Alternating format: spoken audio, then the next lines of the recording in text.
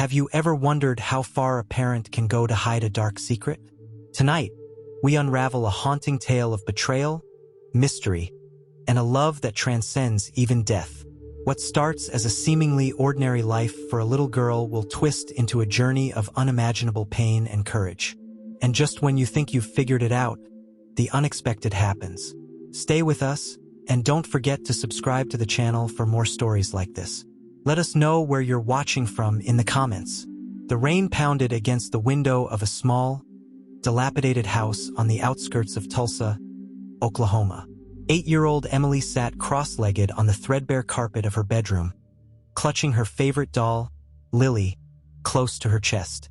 The doll, with its soft yarn hair and patched dress, was more than a toy. It was her confidant, her silent witness to the lonely and painful life she endured. From the other side of the thin walls came the booming voice of her father, Greg. "Emily, did you clean the kitchen like I told you?" Emily flinched, hugging Lily tighter. "I was going to, Daddy, but No excuses." His heavy boots thundered down the hall, each step sending shivers through her small frame. The door burst open, and there he stood, tall and menacing, his face contorted with frustration. "You think this house cleans itself? You're useless. Get out there and do your job." Tears welled up in her eyes as she stumbled to her feet. She wanted to protest, to tell him she was just a child, but experience had taught her that resistance only made things worse. She set Lily gently on the bed and hurried past him into the kitchen, her small feet pattering against the cold floor. The house was in shambles, cluttered with dirty dishes and discarded takeout boxes. Greg spent most of his days at the bar, drowning his sorrows in alcohol, leaving Emily to fend for herself. Her mother, Martha, had died when Emily was barely a year old, and her father had been a broken man ever since. But instead of mourning with tenderness, Greg turned his pain into anger, taking it out on the one person who reminded him most of Martha, his daughter. That evening, as Emily scrubbed the grease-streaked countertop with trembling hands, she overheard Greg's grumbling voice on the phone. "She's nothing but trouble," he muttered. "Just like her mother." The words stung. Emily knew little about her mother, but from the fragments of stories she had pieced together, Martha had been kind and gentle. Emily clung to the idea that her mother would have loved her fiercely, if only she were still alive. Later that night, Emily crept back to her room, her hands raw from cleaning. She reached for Lily, hoping for comfort, but found her bed empty. Panic surged through her chest. "Daddy," she called out cautiously. In the dim light of the living room, she saw him standing near the back door, holding Lily in one hand and a lighter in the other. "No, please," she cried, rushing toward him. "You think you can disobey me and keep this?" He sneered, his tone dripping with cruelty. "You don't deserve it." Before she could stop him, Greg tossed the doll into the fire pit in the backyard and flicked the lighter. Flames consumed Lily's soft body as Emily screamed, her voice raw with anguish. She fell to her knees, the heat of the fire burning her cheeks as she watched her only source of comfort turn to ash. Suddenly, her chest tightened, and she struggled to breathe. Her vision blurred, and a wheezing sound escaped her lips. "Emily?" Greg's voice wavered, his anger momentarily replaced by alarm. "What's wrong with you?" She clutched her throat, gasping for air. Greg cursed under his breath, scooped her up, and rushed to his truck. The hospital loomed in the darkness, its fluorescent lights a stark contrast to the stormy night outside. Nurses hurried to stabilize Emily, placing her on a bed and attaching an oxygen mask to her pale face. Greg stood in the corner, his hands shoved deep in his pockets, a mix of guilt and irritation flickering across his face. "She's malnourished," a nurse said sternly, glaring at him. "When was the last time she had a proper meal?" "She eats just fine," Greg snapped defensively. The nurse didn't look convinced but said nothing further. As Emily drifted in and out of consciousness, she thought she saw a shadow pass by her room. It was large, too large to be a person. The storm outside seemed to grow louder as a commotion erupted down the hall. Shouts echoed through the corridors, followed by the sound of heavy footsteps. Emily turned her head weakly toward the door, her heartbeat quickening. And then it happened. A massive lion appeared at the entrance of her room, its golden mane shimmering under the hospital's harsh lights. Gasps and screams filled the air as nurses and doctors scrambled for safety. The lion's amber eyes locked onto Emily, and it let out a low, guttural growl. Greg, frozen in fear, yelled, "What the hell is that doing here?" Before anyone could react, the lion leaped onto Emily's bed. Her frail body tensed, expecting the worst. But instead of attacking, the lion lowered its massive head and sniffed her face. It let out a soft chuffing sound, almost like a purr, and licked her hand gently. "Stop it!" Greg bellowed, reaching for a chair to fend off the beast. Animal control officers stormed in, tranquilizer guns drawn. "Step back," one of them ordered, his voice firm. But before they could take action, Emily whispered through the oxygen mask. "Simba?" The lion froze, its ears perking up at the sound of its name. "What did you just say?" Greg demanded, his face pale. Emily looked at him, her voice barely audible. "It's Simba. Mommy told me. When I was little." Greg's expression darkened. "You're imagining things. That's not possible." As the officers subdued the lion and led it away, Emily felt a strange sense of calm wash over her. Somewhere deep in her memory, fragments of a forgotten connection stirred. Her mother had known this lion. Simba wasn't just any animal. He was a part of her story, a story her father had desperately tried to bury. As Greg dragged her back to the truck, muttering under his breath, Emily's thoughts raced. For the first time, she felt a flicker of hope. Whatever secrets her father was hiding, she was determined to uncover them. The drive back home from the hospital was suffocating, not because of the humid Oklahoma air, but because of the thick silence that hung between Emily and Greg. The rhythmic sound of rain against the truck's windshield did nothing to soothe the tension. Greg's knuckles were white against the steering wheel, and his jaw clenched so tightly that Emily thought it might snap. Emily, still weak from her ordeal, sat huddled in the passenger seat. Her mind replayed the events in the hospital, Simba's eyes, the warmth of his presence, and the way he had recognized her. That name, Simba, had slipped from her lips without her even realizing. Where had it come from? "Simba," she whispered again, almost to herself.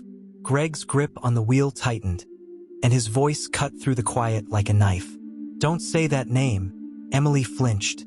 She had learned long ago not to argue with her father, but the mystery burning inside her refused to be silenced. "Was he Mommy's?" she asked cautiously, her voice barely above a whisper. Greg slammed his fist against the dashboard, causing Emily to shrink back against the door. "I said drop it, Emily. That animal's nothing but trouble, just like your mother was." The truck skidded slightly as Greg's anger boiled over, but he quickly regained control, muttering curses under his breath. Emily stared out the window, tears stinging her eyes. The rain blurred the passing trees and fields, but her thoughts remained crystal clear. Her mother's name, the lion, and the fragments of memories that had surfaced were all connected. By the time they pulled into the driveway of their small, run-down home, Emily was exhausted, emotionally and physically. She stumbled out of the truck, clutching the door for support. Greg didn't wait for her, stomping inside and slamming the door behind him. Inside, the house was cold and unwelcoming, a far cry from what Emily imagined a real home should be. She shuffled to her room, closing the door gently behind her, and sank onto the bed. The absence of Lily, her beloved doll, was like a fresh wound. Her gaze drifted to the burnt remains of Lily's dress, still clinging to the edge of the fire pit outside. Emily hugged her knees to her chest, tears silently rolling down her cheeks. She whispered into the empty room, "Mommy, I miss you. Please tell me what's going on." That night, sleep didn't come easily. Every time Emily closed her eyes, she saw flashes of Simba in the hospital. His golden eyes, his massive frame, the way he had chuffed softly at her as if to say, "I know you." She couldn't shake the feeling that her mother had something to do with Simba's appearance. And then, in the middle of the night, she heard it, a faint scratching sound. At first, She thought it was a tree branch against the window. But when the sound came again, her heart leapt. She tiptoed to the window and peeked outside. In the moonlight, she saw a familiar shape moving through the shadows. Simba. He was here.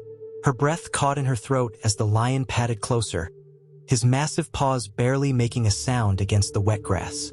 He stopped a few feet from her window and stared up at her with those piercing amber eyes. Emily felt no fear, only a strange sense of comfort. "Simba," she whispered. The lion let out a soft rumble, almost as if responding to her. Emily pressed her hand against the glass, and for a brief moment, she felt like she wasn't alone anymore.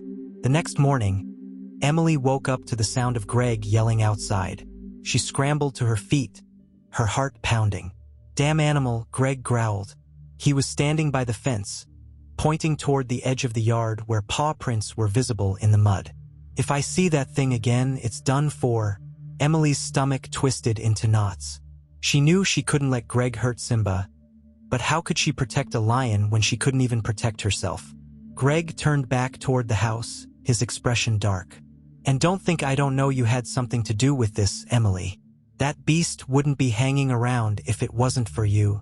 Emily stared at him, her lips trembling. I didn't do anything, Daddy." "Don't lie to me," he snapped. "Stay away from it, you hear me? Or you'll regret it." Later that day, Emily's thoughts drifted back to her mother. She decided to search the house for anything that might explain what was happening. Greg was out drinking, giving her a rare moment of freedom to explore. She started in the attic, a dark and dusty space she had only visited a handful of times. Boxes filled with old papers, photographs, and broken trinkets were stacked haphazardly. Emily rummaged through them, coughing as the dust swirled around her. Then, she found it. A small, leather-bound diary tucked beneath a pile of yellowed newspapers. The name Martha was etched onto the cover. Emily's hands trembled as she opened it, the scent of aged paper filling her nostrils. The entries were written in neat, flowing handwriting that she instantly recognized as her mother's. "Today, Simba took his first steps. He's growing so fast, and I can already tell he'll be special. I wish I could share this joy with Greg, but he doesn't understand. He never has." Emily's eyes widened. The entries painted a picture of a life she had never known. A life where her mother had cared for Simba like a member of the family. But the more she read, the darker the entries became. "Greg is furious. He says I'm spending too much time with Simba and not enough with him. I don't know how to make him see that this lion is my sanctuary, my peace. Something feels wrong. Greg is drinking more, and his temper scares me. I'm worried about what he might do to Simba, or to me." Emily's heart raced as she turned the pages. There were no more entries after that. It was as if her mother's story had been abruptly cut off. Suddenly, the sound of Greg's truck pulling into the driveway sent her into a panic. She shoved the diary into her pocket and scrambled back down the attic ladder, closing it just as Greg slammed the front door open. "Emily," he barked. "Where are you?" She stepped into the hallway, trying to keep her voice steady. "I'm here, Daddy." He glared at her, his eyes bloodshot. "What were you doing?" "Just cleaning," she lied. Greg's gaze lingered on her for a moment before he grunted and disappeared into the kitchen. Emily let out a shaky breath, her fingers still clutching the diary in her pocket. As she lay in bed that night, Emily made a silent promise to herself. She would find out the truth about her mother and Simba, no matter what it took. The next morning dawned gray and heavy, the air thick with the promise of rain. Emily woke up early, her fingers still curled around the diary she had hidden under her pillow. Her heart thudded in her chest as she thought about the entries she had read. The words of her mother echoed in her mind, words filled with fear, hope, and love for a lion named Simba. Downstairs, she could hear Greg banging around in the kitchen. The clinking of bottles and the muttered curses told her he was already drinking, despite the early hour. Emily carefully tucked the diary into her backpack, knowing she couldn't risk leaving it behind. As soon as Greg stomped out of the house, slamming the door behind him, Emily darted into the living room. Her mother's belongings had been packed away years ago, But Emily was determined to find anything else that might explain the connection between Martha and Simba. She dug through the old wooden chest near the fireplace, pulling out faded photographs and a few trinkets. Her breath caught when she found a picture of her mother, smiling brightly, cradling a tiny lion cub in her arms. Emily traced her mother's face with her fingers, her throat tightening. Her mother looked so happy in the photo, so full of life. But the man standing beside her, Greg, wore a scowl. His arms were crossed, and his posture was stiff, as though he couldn't wait for the photo to be over. Emily flipped the picture over and found a date written in neat handwriting. June 4th, 2016. That was just a year before her mother had disappeared. Her search was interrupted by the sound of heavy boots on the porch. Greg was back. Emily's hands trembled as she shoved the picture into her pocket and scrambled to put everything back in the chest. She barely managed to close the lid before Greg stormed in. His face flushed and his eyes narrowed. "What are you doing in here?" he barked. "Nothing, Daddy," Emily said quickly, stepping away from the chest. Greg's gaze darted to the open lid and then back to her. His lips twisted into a sneer. "You just can't keep your nose out of things? Can you?" "I wasn't." Before she could finish, Greg grabbed her arm and yanked her away from the chest. He slammed the lid shut and locked it with a key he pulled from his pocket.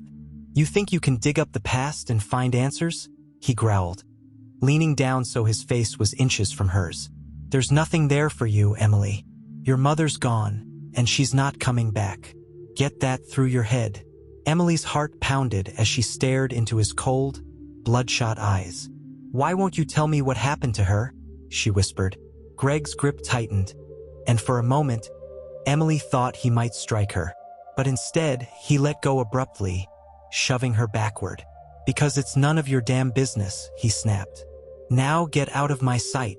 Emily spent the rest of the day in her room, clutching the photograph and diary. The weight of her father's anger pressed down on her, but so did the growing need to know the truth. Her mother had been afraid of Greg, that much was clear, and Simba had been important to her in ways Emily didn't yet understand. As the sun began to set, Emily's thoughts were interrupted by a soft scratching at her window. Her heart leapt as she pulled back the curtain and saw Simba's familiar shape in the fading light. The lion stood silently, his golden eyes watching her with an intensity that sent shivers down her spine. Emily opened the window, and Simba stepped closer, his massive head almost level with hers. "Simba," she whispered, reaching out cautiously. The lion let out a low rumble, leaning into her touch as her fingers brushed his mane. For a moment, all the fear and confusion melted away. She felt safe. "Do you know what happened to my mommy?" Emily asked softly, her voice trembling. Simba tilted his head, as if he understood.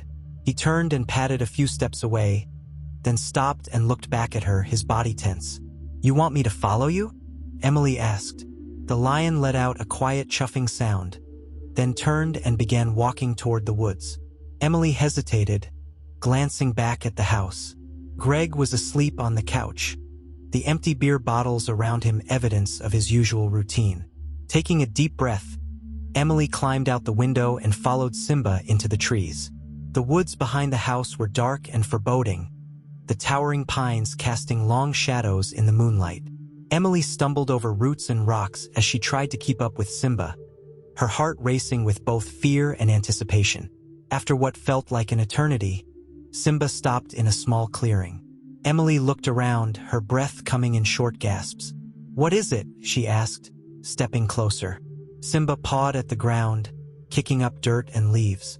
Emily crouched beside him, her hands trembling as she brushed the debris away.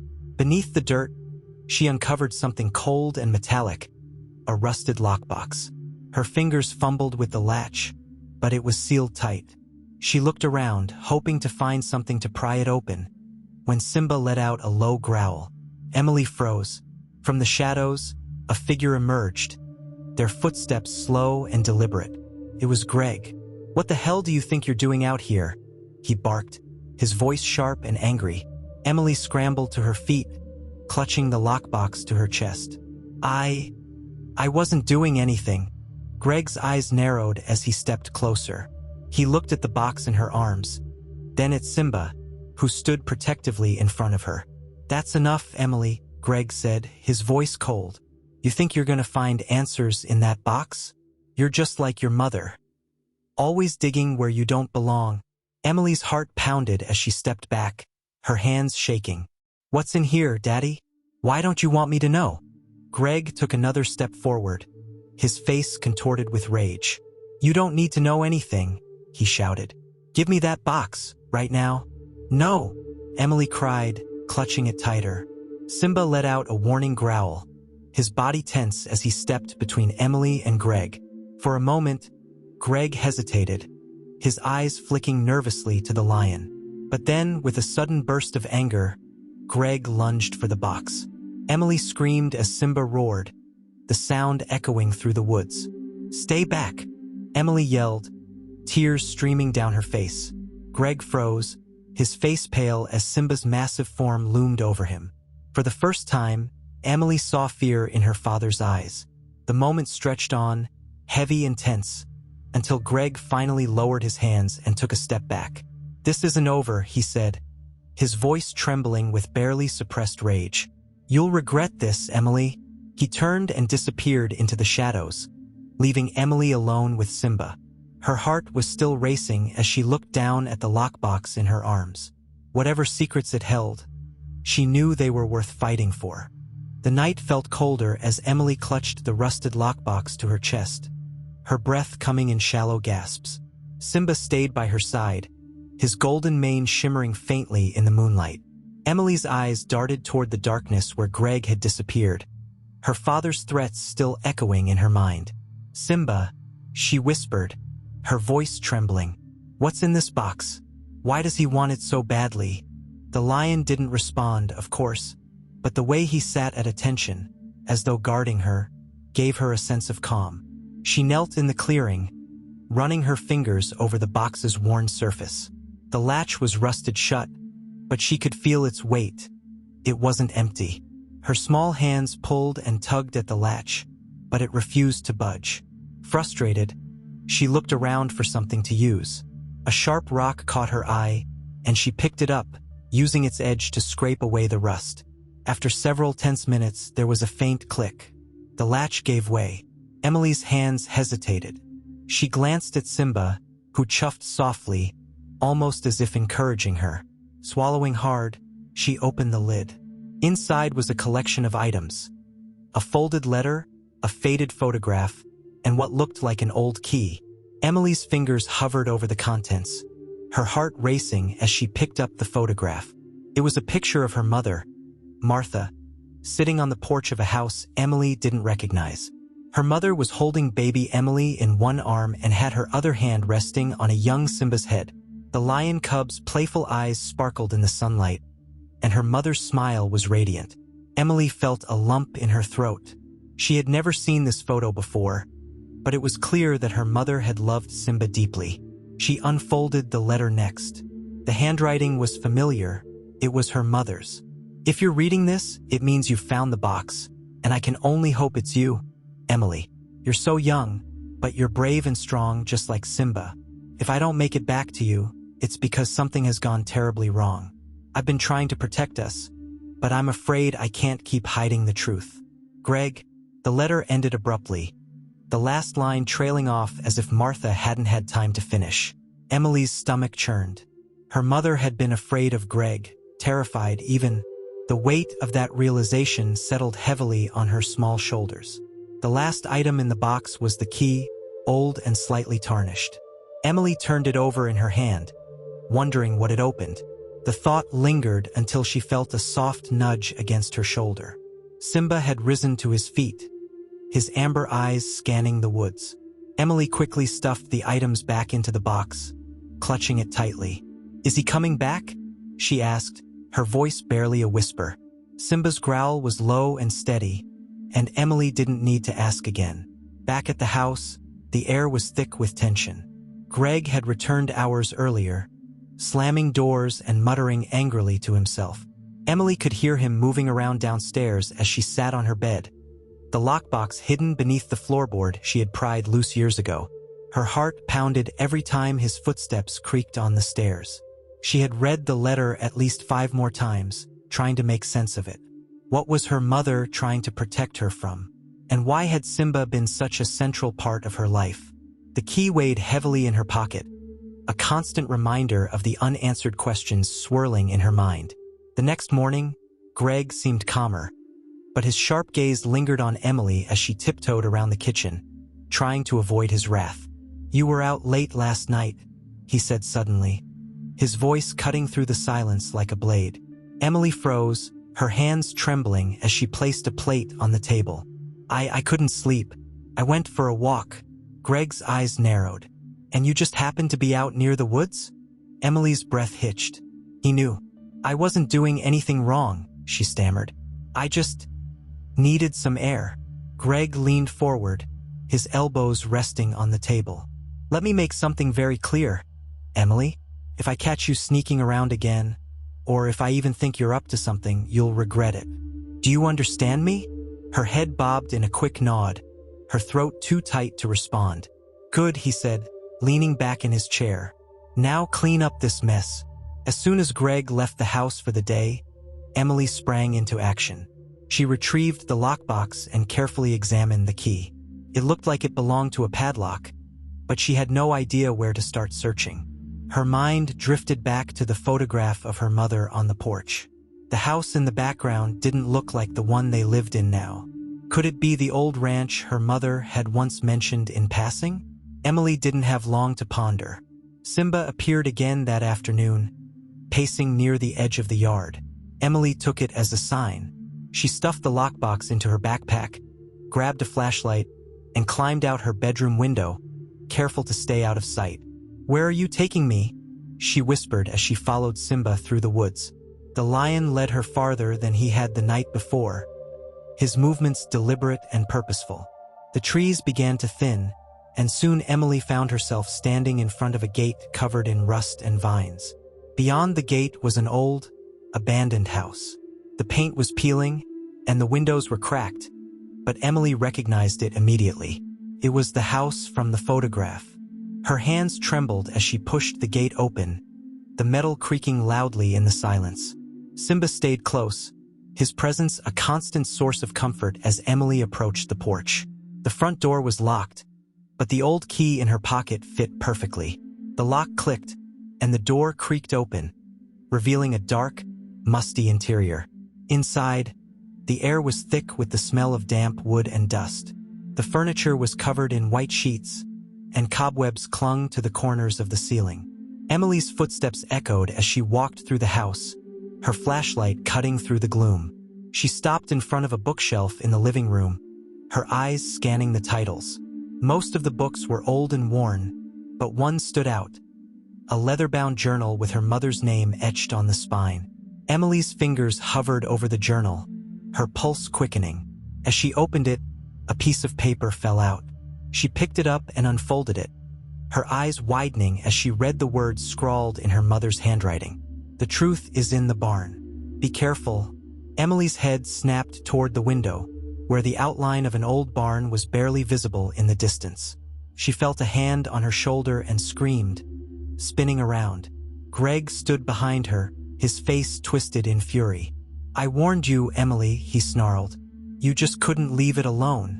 Her heart raced as she clutched the journal to her chest, backing away. "What are you doing here?" Greg stepped closer, his voice low and dangerous. "Cleaning up the mess you're making. Just like I cleaned up after your mother." Emily's blood ran cold. "What did you do to her?" she demanded, her voice trembling. Greg didn't answer. Instead, he grabbed her arm, his grip like iron. "You're coming home. Now." But before he could drag her away, Simba appeared in the doorway, his massive frame blocking the exit.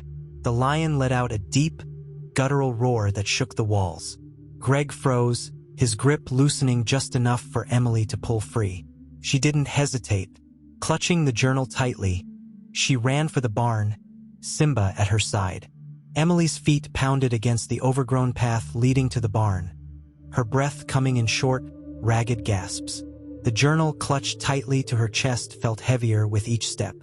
Simba stayed close, his large body moving gracefully despite the chaos. Behind them, Greg's furious shouts rang through the air, each word a reminder of the danger she faced.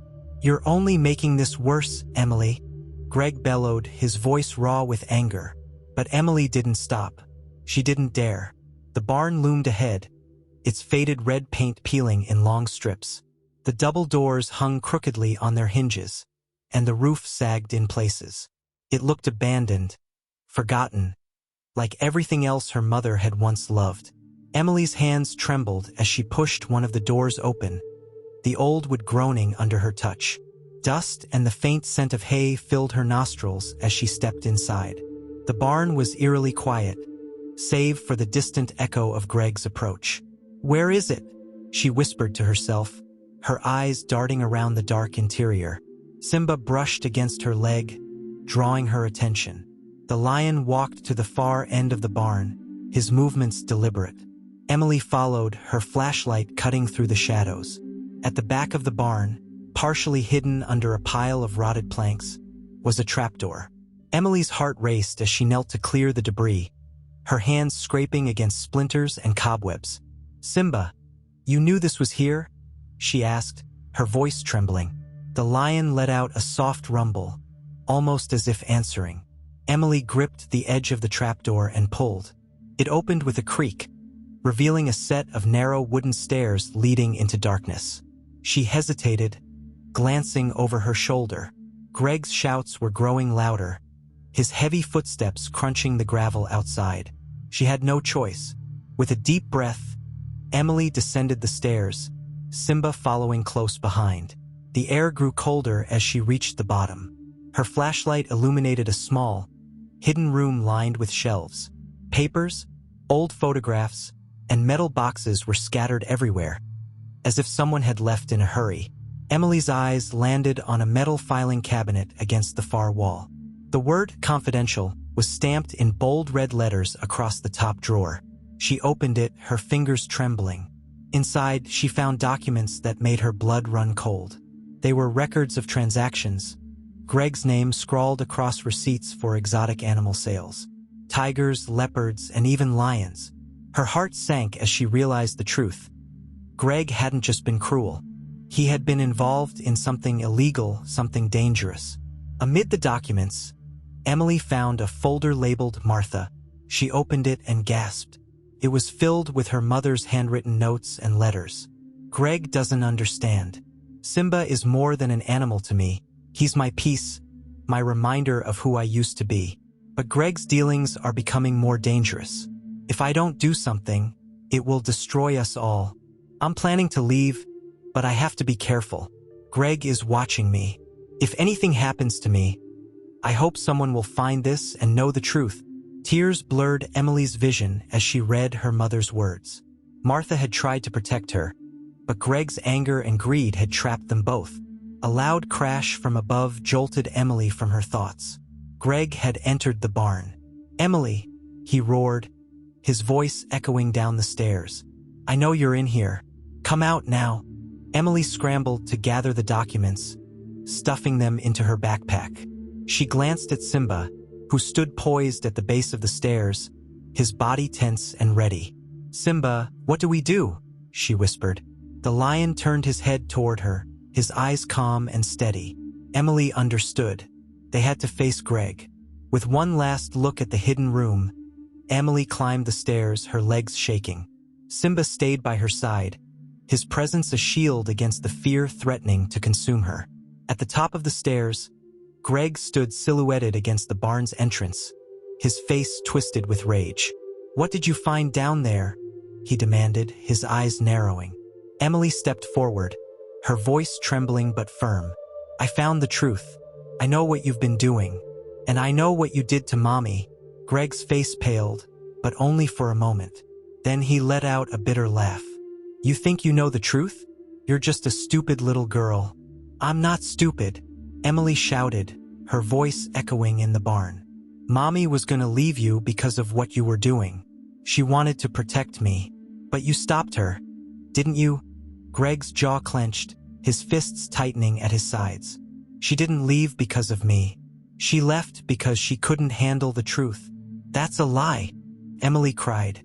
Greg took a step toward her, his shadow looming. But before he could get any closer, Simba let out a deafening roar. The sound reverberated through the barn, freezing Greg in his tracks.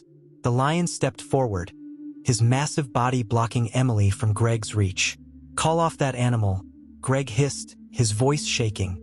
"No," Emily said, her voice steady. "He's protecting me, just like Mommy wanted."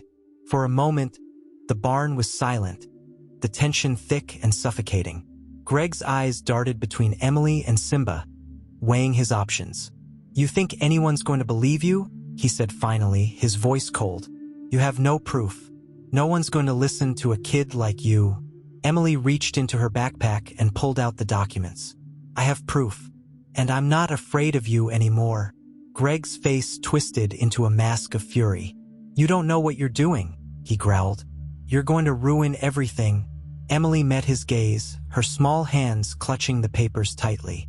"You already ruined everything." Greg lunged toward her, but Simba moved faster. The lion stepped between them, his roar shaking the barn once more. Greg stumbled back, his face pale with fear. For the first time, Emily saw the man for what he truly was. Not the towering figure who had controlled her life with anger and threats, but a coward. Emily's heart pounded as she backed toward the barn doors, Simba at her side. She didn't know where she would go or what she would do, but she knew one thing. She wasn't going to let Greg control her anymore. "This isn't over," Greg snarled, his voice desperate. "You can't get away from me." But Emily didn't look back. With Simba leading the way, she stepped out into the cool night air, the documents in her hands a lifeline to the truth. For the first time in her life, she felt free. The cool night air wrapped around Emily as she stumbled out of the barn, her legs shaking but her resolve solid. Simba stayed close, his massive frame brushing against her side, a reassuring presence. The barn doors creaked loudly behind them, and every sound from within sent shivers down Emily's spine. Greg wasn't the kind of man to give up easily. She knew this wasn't the end. The forest loomed ahead, dark and quiet, but Emily had no choice. She clutched the backpack tightly, her mother's letters and the damning documents feeling like a fragile lifeline. Her breath came in quick bursts, her mind racing. Where could she go? Who would believe her story? "Simba," she whispered, her voice trembling. "Where do we go now?" The lion nudged her gently with his nose, as if urging her to keep moving. With one last glance at the barn, Emily followed him into the shadows of the trees. The dense woods seemed endless, and each step felt heavier than the last. Twigs snapped under Emily's sneakers, and the rustle of leaves made her flinch. Simba moved confidently, his large paws silent on the forest floor. He seemed to know exactly where he was going. As the adrenaline from the confrontation faded, exhaustion began to creep in. Emily's legs ached, and her head swam with the weight of everything she had uncovered. Her father's crimes, her mother's fear, and the realization that her own safety had been a fragile illusion all along. She thought of the photograph she'd found in the lockbox, her mother smiling with baby Emily and Simba. It felt like a lifetime ago, a version of her family that had never really existed. "Mommy tried to save me," Emily murmured, her voice breaking. "She really tried." Simba let out a soft chuff, the sound low and comforting. It was as if he understood her pain. After what felt like hours, they emerged from the woods into a clearing. Moonlight bathed the open field, and in the distance, Emily saw the faint outline of a house. It was small and worn, with a sagging porch and a chimney that leaned slightly to one side. Simba nudged her forward, his amber eyes locked on the house. Emily hesitated. "What if it's not safe?" she whispered. The lion chuffed again, his gaze steady. Emily took a deep breath and started walking. As she approached the house, she noticed a dim light glowing in one of the windows. Someone was awake. Her stomach twisted with nerves, but she reminded herself that she had no choice. She needed help. Her knuckles rapped lightly against the door, the sound almost lost in the night. She waited, her heart pounding, as footsteps echoed inside. The door creaked open, and an older woman peered out. Her face was lined with age, her gray hair pulled back into a loose bun. She wore a faded robe, and her eyes, though tired, softened when they landed on Emily. "Good Lord," the woman murmured. "What are you doing out here, child?" Emily hesitated, her voice catching in her throat. I need help," she said finally. The woman's gaze flicked to Simba, who stood silently behind Emily. Her eyes widened slightly, but she didn't scream or panic. Instead, she stepped aside and gestured for them to come in. "You look like you've been through hell," she said, her tone kind but firm. "Get in here before you catch your death." The warmth of the house was a stark contrast to the cold outside. Emily sank into an old armchair near the fireplace, her body trembling with exhaustion. Simba lay down beside her, his large form taking up most of the rug. The woman set a steaming mug of tea on the table in front of Emily. "Drink this," she said gently, "and start from the beginning." Emily looked up at her, tears welling in her eyes. "You're not afraid of Simba?" The woman smiled faintly. "Honey, I've seen stranger things in my time. Besides, he seems more like a guardian than a threat." Emily's throat tightened at the word, guardian. She nodded, wrapping her hands around the warm mug. For the first time in what felt like forever, she began to talk. She told the woman, whose name was Helen, everything. About her mother, Martha, and the lion cub she had loved. About Greg's anger and the years of neglect. About the lockbox, the documents, and the confrontation in the barn. Helen listened quietly, her expression growing darker with each revelation. When Emily finally finished, her voice hoarse from talking, Helen sat back in her chair and sighed. "That's a lot for one child to carry," Helen said softly. "But you were brave to get this far." Emily's fingers tightened around the mug. "I don't know what to do," she admitted. "He'll come after me, and no one will believe me." Helen's gaze was steady. "You're wrong about that. People will believe you. But you need to be smart about how you handle this." Over the next hour, Helen helped Emily organize the documents and letters from her backpack. Together, they pieced together a clear picture of Greg's crimes. The receipts for illegal animal sales, the letters from Martha detailing her fears, and the photograph of Martha with Simba. All of it painted a damning portrait. "We need to take this to the authorities," Helen said firmly, her tone leaving no room for argument. Emily's stomach churned. "What if they don't do anything?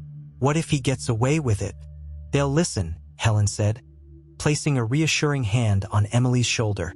"And if they don't, we'll make them listen." The quiet resolve in Helen's voice gave Emily a flicker of hope. But their plan was interrupted by the sound of a truck engine roaring down the road. Helen stood, her face tightening with worry. "Stay here," she said quickly, grabbing a flashlight. Emily's heart raced as she peeked out the window. The headlights of Greg's truck cut through the darkness, growing closer with every second. "He found me," Emily whispered, panic rising in her chest. Simba rose to his feet, his body tense and ready. Helen turned back to Emily, her voice calm but urgent. "Go to the back room. Take Simba with you. Lock the door and don't come out until I say it's safe." "But..." "Go, Emily," Helen snapped, her tone firm. Emily grabbed her backpack and ran to the back room, Simba following close behind. She locked the door and sank to the floor, her heart pounding in her ears. Outside, she heard the crunch of boots on gravel and Greg's furious voice. "Where is she?" he demanded. "I don't know who you're talking about," Helen replied coolly. "Don't lie to me, old woman," Greg snarled. "I know she's here." Emily pressed her hands over her mouth, tears streaming down her face. She didn't know how long she could stay hidden, but one thing was certain. Greg wasn't leaving without a fight. The walls of the small back room felt as though they were closing in around Emily. Her breathing was shallow, her palms sweaty as she clutched her backpack to her chest. Simba stood between her and the locked door, his ears perked and his body poised like a sentinel. Outside, Greg's voice thundered through the still night, each word laced with venom. "You're going to regret lying to me, old lady." Helen's voice, calm but unyielding, came in response. "I told you there's no one here. Now get off my property before I call the sheriff. Emily held her breath, listening as the confrontation escalated. She could hear Greg's heavy boots stomping on the wooden porch, the creak of the floorboards as he moved closer to the door. You don't understand who you're messing with, Greg snarled. And you don't understand how tired I am of bullies like you, Helen shot back. The tension outside grew unbearable, and Emily's hands trembled as she clutched the backpack tighter. Her mind raced with possibilities. Should she run? Should she try to fight? But every thought circled back to one truth. Greg wouldn't stop until he had her. The sound of splintering would shatter her thoughts. Emily flinched as a crash echoed through the house. Greg had forced his way inside. Where is she? He bellowed, his voice filled with rage. Helen's voice followed, sharper now. Get out! You're trespassing! Emily scrambled to her feet, her heart pounding in her chest. She looked at Simba, whose amber eyes were locked on the door. He let out a low growl, the sound rumbling like distant thunder. We can't stay here, Emily whispered. Simba seemed to understand. He turned to the window at the back of the room, nudging it with his nose. Emily followed his lead, unlatching the window and pushing it open. The cool night air rushed in, and she hesitated for only a moment before climbing through. Simba followed, his large body moving gracefully despite the narrow frame. Once outside, Emily crouched low, the tall grass providing some cover. She glanced back at the house, where light spilled from the open front door. She could see Greg's shadow moving inside, his furious shouts echoing into the night. We have to go, she said to Simba, her voice barely audible. The lions stayed close as they crept away from the house, the darkness swallowing them whole. They didn't stop until they reached the edge of the woods, the towering trees providing a sense of safety. Emily leaned against a tree, her legs trembling beneath her. Simba sat beside her, his steady presence a reminder that she wasn't alone. Tears filled Emily's eyes as she thought about Helen. She had risked everything to protect her, and now Greg was inside her home, tearing it apart. I shouldn't have come here, Emily murmured. I put her in danger. Simba nudged her gently, as if to say, this isn't your fault. But the guilt weighed heavily on her. Emily wiped her eyes and took a deep breath. She couldn't let Greg win, not after everything her mother had endured to protect her. She pulled the documents from her backpack, spreading them out on the ground. The receipts, letters, and photographs were all there, each piece a damning testament to Greg's crimes. We have to get these to someone who can help, she said, her voice firm despite the fear in her chest. The faint sound of sirens in the distance made Emily freeze. She strained her ears, and a spark of hope flickered in her heart. Had Helen managed to call the police? She glanced back toward the house, her view obscured by the trees. She couldn't see what was happening, but the idea of Greg being confronted by the authorities gave her a glimmer of courage. I have to go back, she said suddenly, looking at Simba. The lion tilted his head, his eyes questioning. Helen's still there, Emily explained. I can't leave her alone with him. Simba let out a low rumble, as if warning her of the danger. I know, Emily whispered, her voice trembling, but she helped me. I can't let him hurt her. The journey back to the house felt like an eternity.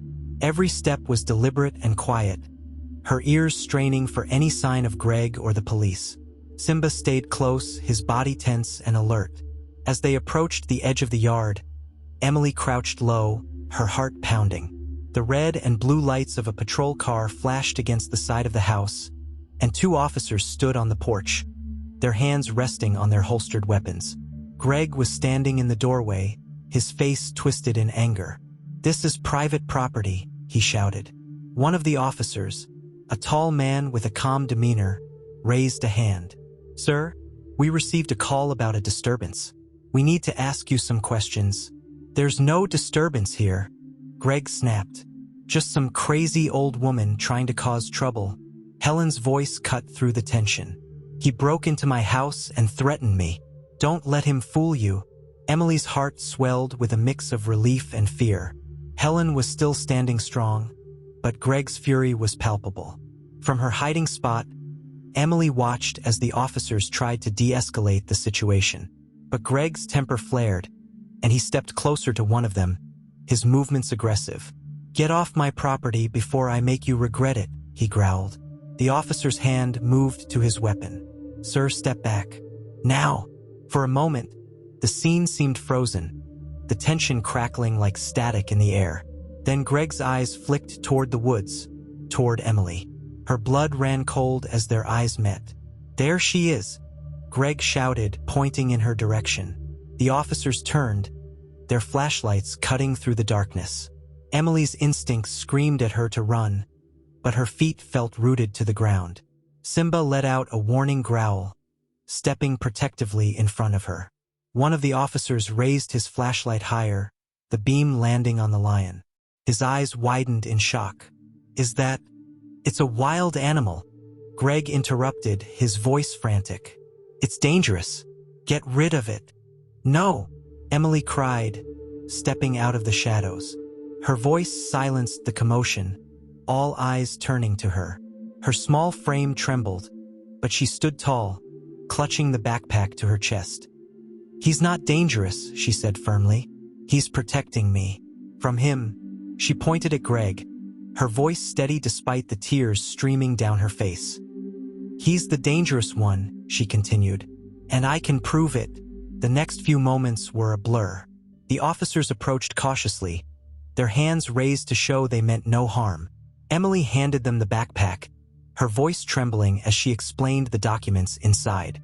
Greg's face contorted with rage as one of the officers began flipping through the papers. "This is nonsense," he shouted. "She's making it all up." But the officer's expression darkened as he read. "This looks like evidence of some serious crimes," he said, glancing at his partner. Greg lunged toward Emily, his anger boiling over. "You little—" Before he could reach her, Simba roared, the sound so powerful it shook the very air around them. Greg froze, his face pale with fear. "Sir, step back," one of the officers commanded, pulling Greg's hands behind his back and snapping on a pair of handcuffs. Emily watched in silence as Greg was led away, his protests growing fainter as the officers loaded him into the patrol car. Helen appeared beside her, placing a comforting hand on her shoulder. "You did it, Emily," she said softly. Emily looked down at Simba, who chuffed quietly, his amber eyes filled with something that almost looked like pride. For the first time in a long time, Emily felt safe. The night passed in a blur. After Greg was taken away, the officers spent hours at Helen's house, going through the documents Emily had handed over. Their stern expressions softened when they looked at her, a small girl trembling in the corner of the room with her lion-sized protector beside her. Helen sat with Emily on the worn couch, her arm draped protectively around the girl's shoulders. Simba lay at their feet, his massive body stretched out across the rug, his breathing steady and calm. One of the officers approached them, kneeling to meet Emily's eyes. He was older, with graying hair and a kind expression. His badge read Sheriff Donovan. "You've been through a lot, haven't you?" he said gently. Emily nodded, her fingers twisting in the hem of her shirt. The sheriff placed a hand on his knee, his tone firm but kind. "I need you to tell me everything. About your dad, about your mom, and about how you ended up here tonight." Emily hesitated, glancing at Helen for reassurance. "It's okay, honey," Helen said softly. "You can trust him." Taking a deep breath, Emily began to speak. Her voice shook as she described her father's years of neglect and anger, the strange way he had always avoided talking about her mother, and the night she had discovered Simba in the hospital. She told them about the lockbox, the documents, and her mother's journal, how it all pointed to Greg's involvement in illegal animal trafficking. When she finished, her throat was raw, and tears threatened to spill down her cheeks. The sheriff nodded slowly, his face grave. "You've done the right thing, Emily," he said. "We'll make sure your father faces justice for what he's done." As the officers packed up the evidence and prepared to leave, Helen pulled the sheriff aside. Emily couldn't hear their conversation, but she saw Helen gesturing toward her and Simba. The sheriff's gaze softened, and he nodded, tipping his hat before stepping out the door. Helen returned to the couch, her hands resting on her hips. "Well, you're staying here for the night," she said, her tone leaving no room for argument. Emily blinked up at her. "Are you sure? What if he comes back?" "He won't," Helen said firmly. "Not with the sheriff involved. And if he does, Simba here will take care of him, won't you, big guy?" Simba chuffed softly in response, earning a rare smile from Helen. That night, Emily curled up on the couch with a blanket draped over her. Simba lay on the floor beside her, his presence a comforting weight in the dark room. Helen sat nearby, her knitting needles clicking softly as she worked on a half-finished scarf. For the first time in what felt like forever, Emily began to relax. The fear that had followed her for so long felt lighter, like it was starting to lift. But her thoughts kept drifting back to her mother. Even with Greg gone, there were still so many unanswered questions. "Helen?" she asked hesitantly. The older woman set her knitting aside and leaned forward. "What is it, sweetie? Do you think my mom knew this would happen?" Emily's voice was barely a whisper. "Do you think she knew I'd have to fight him alone?" Helen's expression softened, and she reached out to brush a strand of hair from Emily's face. "Your mom didn't want you to fight this alone, Emily. She tried to protect you the best way she could. And now, you've got people who will help you finish what she started." Tears pricked Emily's eyes, but she nodded. The next morning, Emily woke to the smell of bacon and eggs. The sunlight streamed through the curtains, casting a warm glow across the room. For a brief moment, she forgot where she was and what had happened. Then she saw Simba stretched out on the floor, his eyes half closed as he watched her stir. Reality came rushing back, but the fear she had grown so accustomed to wasn't there. Helen bustled into the room, balancing a plate of food in one hand and a steaming mug of coffee in the other. "Good morning," she said cheerfully. "I made breakfast. Figured you could use a good meal." Emily sat up, rubbing her eyes. "Thank you," she said softly. "Eat up," Helen said, setting the plate down on the coffee table. "We've got a big day ahead of us." Emily paused, her fork hovering over the eggs. "What do you mean?" Helen settled into the armchair, her expression serious. "We're going to the ranch." Emily's eyes widened. "The ranch? Why?" "Because that's where the rest of your mom's story is," Helen said. "And I have a feeling it's where we'll find the answers you're looking for." The drive to the ranch was long and quiet. Helen's old pickup truck rattled along the dirt road, the fields stretching endlessly on either side. Simba rode in the back, his head poking over the side of the truck bed, his mane ruffling in the wind. Emily stared out the window, her thoughts a whirlwind of anticipation and anxiety. The ranch was the last place her mother had been truly happy.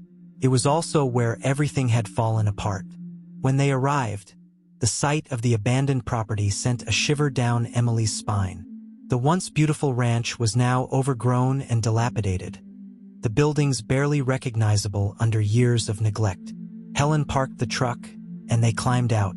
Simba jumped down gracefully, sniffing the air as if he remembered the place. Emily clutched her backpack, her heart pounding as they approached the main house. The door creaked open under Helen's firm push, revealing an interior covered in dust and cobwebs. "This was your mom's dream," Helen said softly, her eyes scanning the room. She wanted to make this place a sanctuary for animals like Simba. Emily felt a lump in her throat. She could almost picture her mother here, smiling as she cared for the animals she loved so much. They spent hours exploring the ranch, uncovering remnants of Martha's life. Emily found old journals, photographs, and even a stack of letters addressed to Greg. Letters her mother had never sent. One letter, dated just weeks before her disappearance, caught Emily's attention. "Greg, I can't stay silent anymore. What you're doing is wrong, and I won't let you destroy everything I've worked for. If you won't stop, I'll find someone who will. Emily and I deserve better." Emily's hands shook as she read the words. Her mother had been planning to leave, just as she had suspected. "Do you see now?" Helen said gently. "Your mom was fighting for you, even when it cost her everything." Emily nodded, tears streaming down her face. The day ended with Emily and Helen sitting on the porch, the sun setting in a blaze of orange and gold. Simba lay at their feet, his presence a constant reminder of Martha's legacy. For the first time, Emily felt a sense of peace. She wasn't alone anymore, and she wasn't afraid. The sky darkened into a deep indigo as Emily sat on the ranch's weathered porch, her knees tucked to her chest. The journal and letters she had found lay in her lap, and every word she read felt like a window into her mother's hidden world. Beside her, Helen rocked gently in an old chair, the creaking sound blending with the distant chirp of crickets. Simba stretched lazily on the wooden planks, his massive body relaxed yet alert. Emily traced the handwriting in her mother's journal with her fingers. The entries were full of dreams, of creating a sanctuary for animals, of raising Emily in a place full of love and hope. But the later pages were darker, filled with desperation. I should have left sooner. I should have trusted my instincts. Greg is getting worse, and I don't know how much longer I can keep Emily safe. He doesn't understand what this place means to me or to her. I've hidden the key where he'll never find it. If I disappear, the truth will be there for Emily to uncover. Emily's heart pounded as she read the last entry. The words were cut off abruptly, as though her mother had been interrupted. She looked up at Helen, her voice trembling. She hid something. A key. Do you think it's still here? Helen stopped rocking, her expression thoughtful. If your mom wrote that, she must have meant it. But this place is big, Emily. Could take days to search. Emily glanced around the sprawling ranch, the overgrown grass and decaying buildings stretching into the horizon.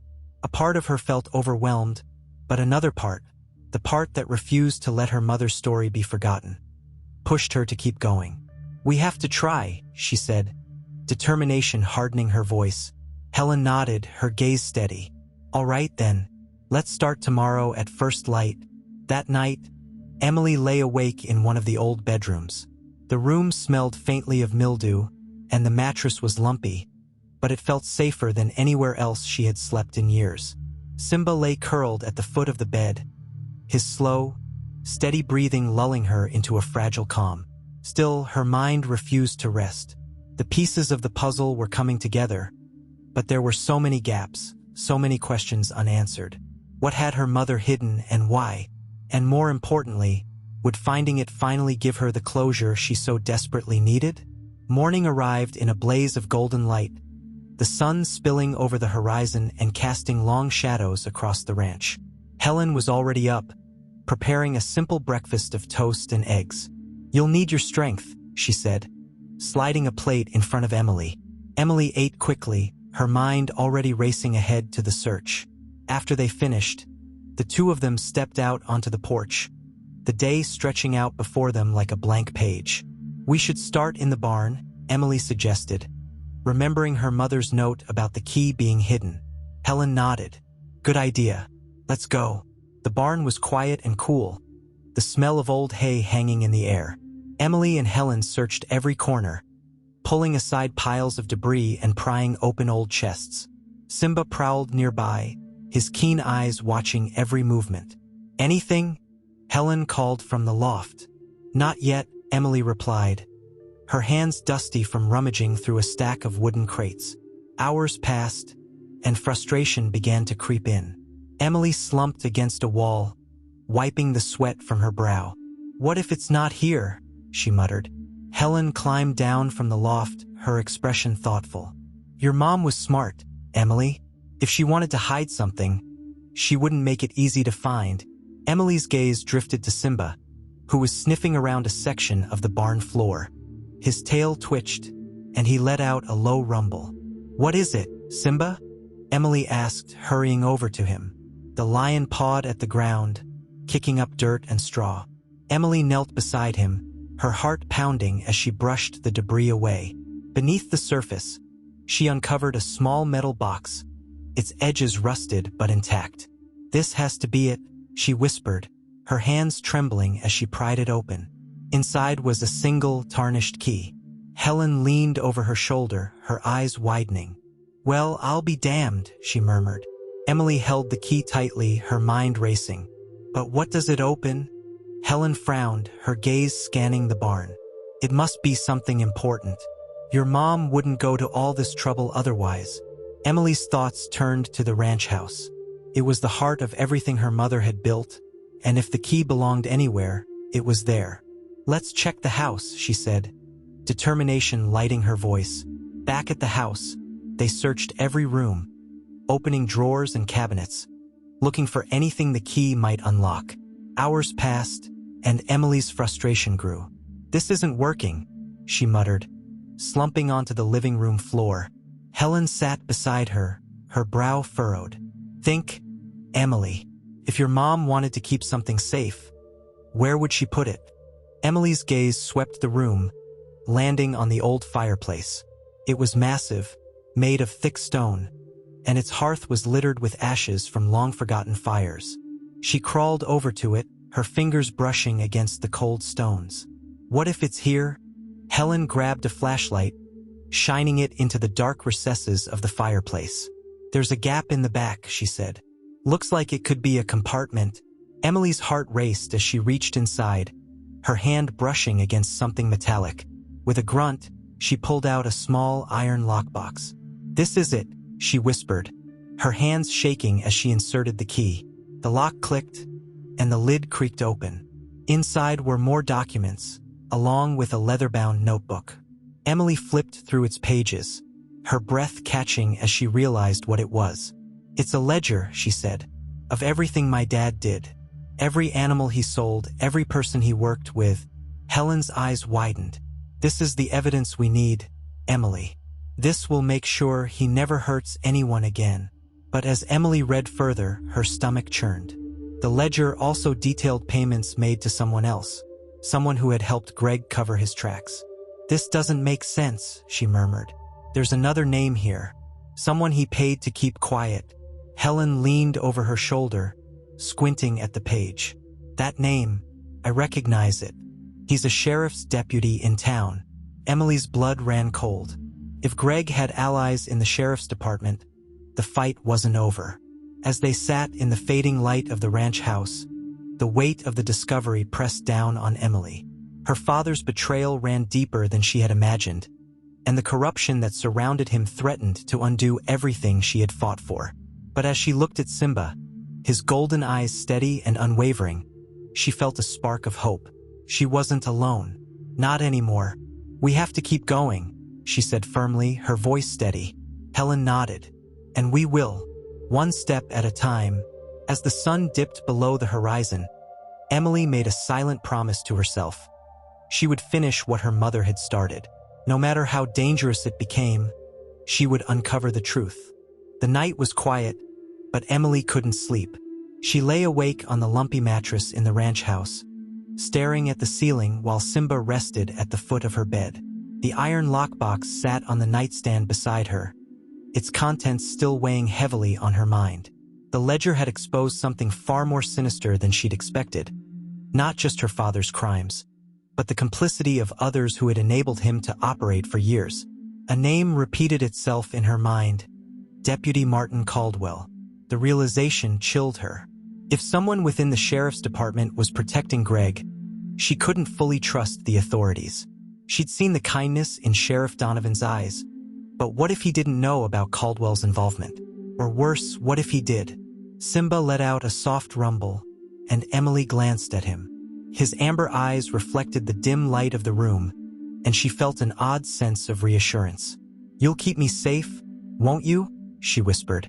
The lion chuffed softly, his head resting on his massive paws. The next morning, Helen cooked breakfast again, her movements brisk and purposeful.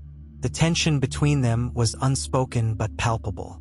They had uncovered something huge, and the weight of what came next hung heavily in the air. "We need to think this through," Helen said, setting a plate of scrambled eggs and toast in front of Emily. "That ledger is a ticking time bomb. If Caldwell finds out you have it, we're all in danger." Emily stared at the plate, her appetite gone. "What do we do then? If we don't show it to someone, my dad might get away with everything." Helen sat down across from her, her brow furrowed. "We'll go straight to Sheriff Donovan. I've known him for years. If there's anyone we can trust, it's him." Emily hesitated. "But what if Caldwell's already told my dad? What if they're planning something? Helen reached across the table, placing a firm hand on Emily's. You're not alone in this, Emily. We'll be careful. And Simba's not going to let anything happen to you. Emily nodded, her resolve strengthening. Okay, we'll go to Sheriff Donovan. The drive into town was tense. Helen's old truck rattled along the dirt road, the lockbox carefully hidden under the seat. Simba sat in the truck bed, his body crouched low as if he sensed the importance of their mission. Emily stared out the window, her mind racing. Every passing car made her heart leap, and every shadow along the roadside seemed like it could be her father lying in wait. As they pulled into the parking lot of the sheriff's office, Helen reached over and squeezed Emily's hand. Stay close to me, she said firmly. Emily nodded, clutching her backpack tightly. Together, they stepped out of the truck, Simba following them closely. The lion's presence drew startled looks from passersby, but no one dared to approach. Inside the sheriff's office, the air was cool and sterile. A receptionist glanced up, her eyes widening as she took in the sight of the lion trailing behind Emily and Helen. I need to speak to Sheriff Donovan, Helen said firmly, her voice cutting through the receptionist's stunned silence. One moment, the woman stammered, reaching for the phone. Moments later, Sheriff Donovan appeared, his brow furrowed in confusion as he spotted Simba. Helen? Emily? What's going on here? Helen glanced around, her voice low and urgent. We need to talk. In private. The sheriff nodded, gesturing for them to follow him into his office. Once the door was closed, Helen wasted no time. She pulled the ledger from her bag and placed it on Donovan's desk. This is what you need to see, she said. Donovan opened the ledger, his eyes scanning the pages. As he read, his expression darkened. Where did you find this? He asked, his voice grave. On the ranch, Emily said softly. It belonged to my mom. She was trying to expose my dad before she disappeared. Donovan let out a heavy sigh, leaning back in his chair. This is serious. If these records are real, your father's been running an illegal operation for years. But this, he tapped the page with Caldwell's name. This complicates things. Emily's stomach churned. You didn't know he was involved? Donovan shook his head. Martin's been with the department for over a decade. He's always been ambitious, but I never suspected anything like this. Helen crossed her arms. So what do we do now? Donovan closed the ledger and looked at Emily, his gaze steady. We bring this to the state authorities. If Caldwell's dirty, I can't trust anyone here. But it won't be easy. If Caldwell gets wind of this, he'll try to shut us down before we can act. Emily's heart sank. What if he goes to my dad? What if they try to hurt us? Donovan's expression softened. That's not going to happen. I'll make sure of it. But you need to stay somewhere safe until this is over. Helen nodded. We'll stay at the ranch.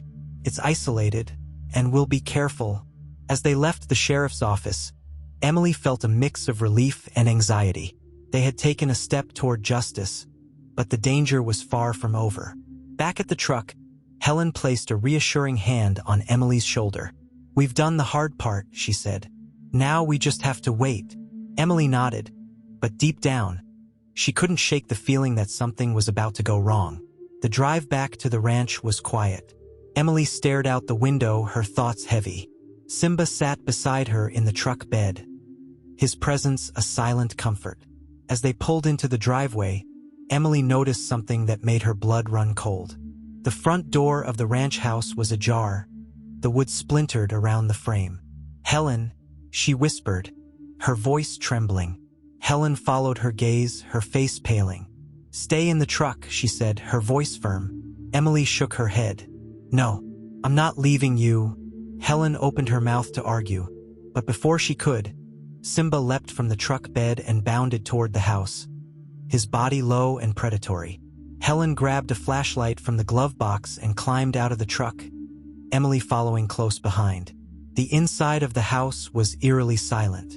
The living room was untouched, but as they moved deeper into the house, it became clear that someone had been there. Drawers were pulled open, papers scattered across the floor. They were looking for something, Helen murmured, her voice tight. Emily's heart raced as she thought of the ledger. "It's still in the truck," she whispered. A loud crash from the back of the house made them both jump. Helen turned toward the noise, her flashlight trembling slightly in her hand. Simba growled low in his throat, his body tense as he moved toward the noise. "Helen," Emily whispered, her voice shaking. "We need to get out of here." Before Helen could respond, a figure stepped into the hallway, his face shadowed. Emily's breath caught in her throat. "Thought you could hide from me?" Greg's voice was low and dangerous. Emily's stomach twisted with fear as her father stepped closer, his presence filling the narrow hallway. "This time," he said, his voice dripping with malice, "you're not getting away." The dim hallway seemed to shrink as Greg stepped closer, his shadow stretching across the walls like a dark omen. His eyes burned with rage, his jaw clenched so tightly that the veins in his neck bulged. Emily's body froze as a wave of terror washed over her. For a moment, the silence in the house was deafening. "Greg," Helen said, her voice calm but firm, "you need to leave. Now." Greg let out a bitter laugh, his gaze flicking to her. "This doesn't concern you, Helen. Walk away while you still can." Helen stood her ground, her flashlight unwavering. "You're trespassing. And from what I hear, you're already in enough trouble with the law." Greg's lips curled into a sneer. "You think you can stop me? You don't know who you're dealing with." Simba let out a low, guttural growl, stepping forward to place himself between Greg and Emily. The sound sent a chill down Emily's spine, but it also gave her courage. Greg's eyes darted to the lion, and for the first time, Emily saw hesitation flicker across his face. "Call off that damn beast," Greg growled, though his voice had lost some of its edge. "No," Emily said, her voice trembling but firm. She stepped out from behind Simba, her fists clenched. "You're not going to hurt us anymore." Greg's gaze snapped to her, and his expression darkened. "You think you're brave now? You're just a kid. You don't know what you're talking about." "Yes, I do," Emily shot back. "I know what you've been doing. I know about the animals. I know about the people who helped you." Her words hung in the air like a loaded gun. Greg's face twisted into something almost unrecognizable, part rage, part panic. "You don't know anything," he snarled. "Yes, she does," Helen interjected. "And so does Sheriff Donovan." Greg's head snapped toward Helen, his eyes narrowing. "You told him?" Helen squared her shoulders. "We told him everything."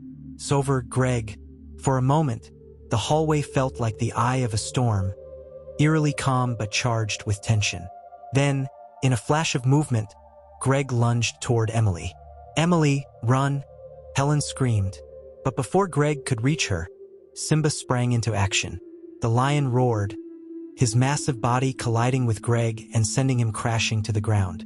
Greg yelled in surprise, his arms flailing as Simba pinned him down, his claws barely grazing Greg's chest. Emily stood frozen, her heart racing as she watched the scene unfold. Simba's growls reverberated through the house, a primal warning that sent shivers down her spine. "Get this thing off me!" Greg shouted, his voice tinged with genuine fear. "Simba," Helen called sharply, her voice steady. The lion hesitated, his muscles taut, before stepping back and allowing Greg to scramble to his feet. Greg's face was pale, and his breathing was ragged. He glared at Emily, but the fear in his eyes betrayed him. "This isn't over," he spat, backing toward the door. "You're going to regret this." Helen stepped forward, blocking his path. "The sheriff knows where you are. If you're smart, you'll turn yourself in before this gets worse." Greg let out a bitter laugh. "I've gotten out of worse messes than this." Without another word, he turned and stormed out of the house, slamming the door behind him. The silence that followed was deafening. Emily's legs felt like jelly, and she sank to the floor, her chest heaving with shallow breaths. Simba came to her side, nudging her gently with his nose. "You okay, kid?" Helen asked, kneeling beside her. Emily nodded shakily, though her body still trembled. "I didn't think he'd find us," she whispered. Helen placed a comforting hand on her shoulder. "He's desperate. Desperate men make mistakes. But you stood your ground, Emily. That took guts. Emily looked at Simba, her fingers brushing against his thick mane.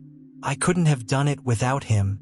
The lion chuffed softly, his amber eyes filled with an unspoken loyalty. After ensuring Greg was gone, Helen set to work reinforcing the locks on the doors and windows. Emily helped where she could, but exhaustion weighed heavily on her. We'll get through this, Helen said as she hammered a piece of wood over the splintered frame of the front door. One way or another, Emily nodded, but a gnawing worry lingered in the back of her mind. Greg's parting words echoed in her ears. This isn't over. The next morning, Sheriff Donovan arrived at the ranch, his expression grim. We picked him up, he said as Helen and Emily met him on the porch. Greg showed up at Caldwell's house late last night, ranting about the ledger and the lion. Neighbors called it in, and we brought him in for questioning. Emily's stomach churned. What did he say? Donovan sighed. He didn't say much, but we found enough on him to hold him for now. What about Caldwell? Helen asked. The sheriff hesitated. That's where it gets tricky. Caldwell's denying everything, but the evidence in the ledger is strong. It'll take time to get through the legal process, but with what you've given us, I think we can build a solid case. Emily's fingers tightened around the railing. What happens now? For now, Donovan said, his voice firm, you stay safe. I've got deputies keeping an eye on the ranch. And Emily, you've done more than enough. Let us handle the rest. Over the next few days, life at the ranch settled into a tense but steady rhythm. Emily spent her time helping Helen clean up the property, her hands busy but her mind always racing. Simba remained her constant companion, his presence a source of strength she couldn't put into words. But the sense of unease never fully left her. She couldn't shake the feeling that Greg wasn't done, that the secrets surrounding her mother's disappearance ran deeper than she realized. One evening, as the sun dipped below the horizon, Emily sat on the porch, staring out at the fields. Helen joined her, a steaming mug of tea in her hands. You're thinking about her, aren't you? Helen asked gently. Emily nodded, her eyes glistening with unshed tears. I just wish I knew what really happened, why she didn't take me and run. Helen sighed, her gaze distant. Your mom was a fighter, Emily, but she was also scared. Greg had a way of making people feel trapped. But you're here now, and you've got something she didn't have back then. Emily looked at her questioningly. What's that? Helen smiled faintly, her eyes flicking to Simba. A guardian. Emily followed her gaze, her heart swelling with gratitude as she watched Simba lying peacefully in the grass. For the first time in a long time, she felt a flicker of hope. The ranch fell into an uneasy calm over the next few days, but Emily's nerves remained on edge. Every sound in the woods made her jump. Every creak of the house set her heart racing. Though Greg was in custody, Emily knew too well how slippery he could be. And with Caldwell's involvement still looming over them, it felt like only a matter of time before something went wrong. Simba seemed to sense her unease. He stayed close, following her wherever she went, his golden eyes watchful. His presence was a lifeline for Emily, a reminder that she wasn't as alone as she felt. Helen was doing her best to keep Emily's mind occupied. Together, they worked on restoring parts of the ranch, clearing out old debris, and fixing fences. It was hard, sweaty work, but it gave Emily a sense of purpose. One afternoon, while cleaning out a shed near the barn, Emily uncovered an old chest buried beneath piles of rotted hay. The wood was warped with age, and the hinges were rusted, but the sight of it sent a thrill through her. Helen, she called, her voice echoing across the field. Helen came quickly, wiping her hands on her jeans. What is it? Emily pointed to the chest. It looks like it's been here for years. Do you think it belonged to my mom? Helen crouched beside her, inspecting the chest. Could be, she said thoughtfully. Only one way to find out. Emily's fingers fumbled as she pried open the lid. The interior was damp and musty, but inside she found a collection of papers, notebooks, and photographs. One photograph caught her attention immediately. It was a black and white image of her mother standing beside a man she didn't recognize. Martha looked young and vibrant, her hand resting on the man's arm. The man, tall and broad-shouldered, had a gentle smile. "Who is he?" Emily asked, showing the picture to Helen. Helen's expression shifted, a flicker of recognition in her eyes. "That's Ben Harding," she said softly. "He used to work with your mom at the sanctuary she wanted to build." They were close. Emily stared at the photo, her mind spinning. "Do you think he knows what happened to her?" Helen hesitated. "It's possible, but I haven't seen Ben in years. He moved out of state after." She trailed off, her expression darkening. "After what?" Emily pressed. Helen sighed. "After your mom disappeared. Ben tried to help her, but Greg, he didn't take kindly to that. There was an incident and Ben left town. I don't know where he went." Emily felt a pang of frustration. Every lead seemed to open more questions than answers. That night, as she lay in bed, Emily couldn't stop thinking about Ben Harding. If he had been close to her mother, maybe he knew more about what had happened. But how could she find him? She turned to Simba, who lay at the foot of the bed, his eyes half closed. "What do you think, Simba?" she whispered. "Do you think we can find him?" The lion let out a soft rumble, as if agreeing. The next morning, Emily decided to search through the rest of the chest. She hoped to find something, anything that might point her toward Ben. As she flipped through the notebooks and letters, one envelope caught her attention. It was addressed to Ben Harding, Boulder, Colorado. Her heart leapt. She had a starting point. "Helen," she said breathlessly, running into the kitchen where the older woman was making breakfast. "I found an address. I think we can find Ben." Helen looked up from the stove, her brow furrowed. "Boulder? That's a long way from here, Emily." "I know," Emily said, her voice tinged with desperation. "But he might know what happened to my mom. We have to try." Helen set down her spatula, her expression thoughtful. "If we're going to do this, we need to be smart about it. The sheriff needs to know where we're going. And we have to be ready for the possibility that Ben might not want to talk." Emily nodded. "I understand, but we have to try." The drive to Boulder was long and exhausting, but Emily felt a flicker of hope she hadn't felt in days. Simba lay in the back of the truck, his head resting on his paws as the miles passed by. Helen drove with a quiet determination, her hands steady on the wheel. When they finally arrived, the address led them to a small house on the edge of town. The yard was overgrown, and the paint on the house was peeling, but there was a sense of warmth in the cluttered porch and flower pots scattered around the steps. Helen parked the truck, and Emily climbed out, clutching the photograph of her mother and Ben. Her heart pounded as she approached the door. Helen knocked firmly, and they waited in silence. After a moment, the door creaked open, and a man stepped into view. He was older than the man in the photograph, with gray streaking his hair and lines etched into his face, but there was no mistaking him. "Ben Harding?" Helen asked. The man's eyes narrowed. "Who's asking?" Helen gestured to Emily. "This is Martha's daughter." Ben's expression softened, and he looked down at Emily with a mix of surprise and sadness. "Martha's daughter," he repeated, his voice quiet. "You've got her eyes." Emily felt a lump in her throat. "You knew my mom?" Ben nodded, stepping aside to let them in. "Come on in. I think we need to talk." Inside, the house was cozy and cluttered, filled with books, photographs, and knickknacks from a life lived fully. Ben led them to the living room, where he gestured for them to sit. "I haven't heard Martha's name in years," he said, settling into a worn armchair. "But I never stopped thinking about her." Emily leaned forward, clutching the photograph. "What happened to her?" she asked, her voice trembling. Ben let out a heavy sigh, his gaze distant. "Your mom was one of the bravest people I ever knew. She loved that sanctuary, and she loved you. But Greg," his voice trailed off, and he shook his head. "Greg didn't want her to have any of it. He wanted control. When she tried to leave, he—" "What?" Emily pressed, her heart pounding. Ben's eyes filled with regret. "He threatened her, said he'd take you away if she didn't stay." She was terrified, Emily. She tried to fight him, but he always seemed one step ahead. Emily's fists clenched. Do you think he hurt her?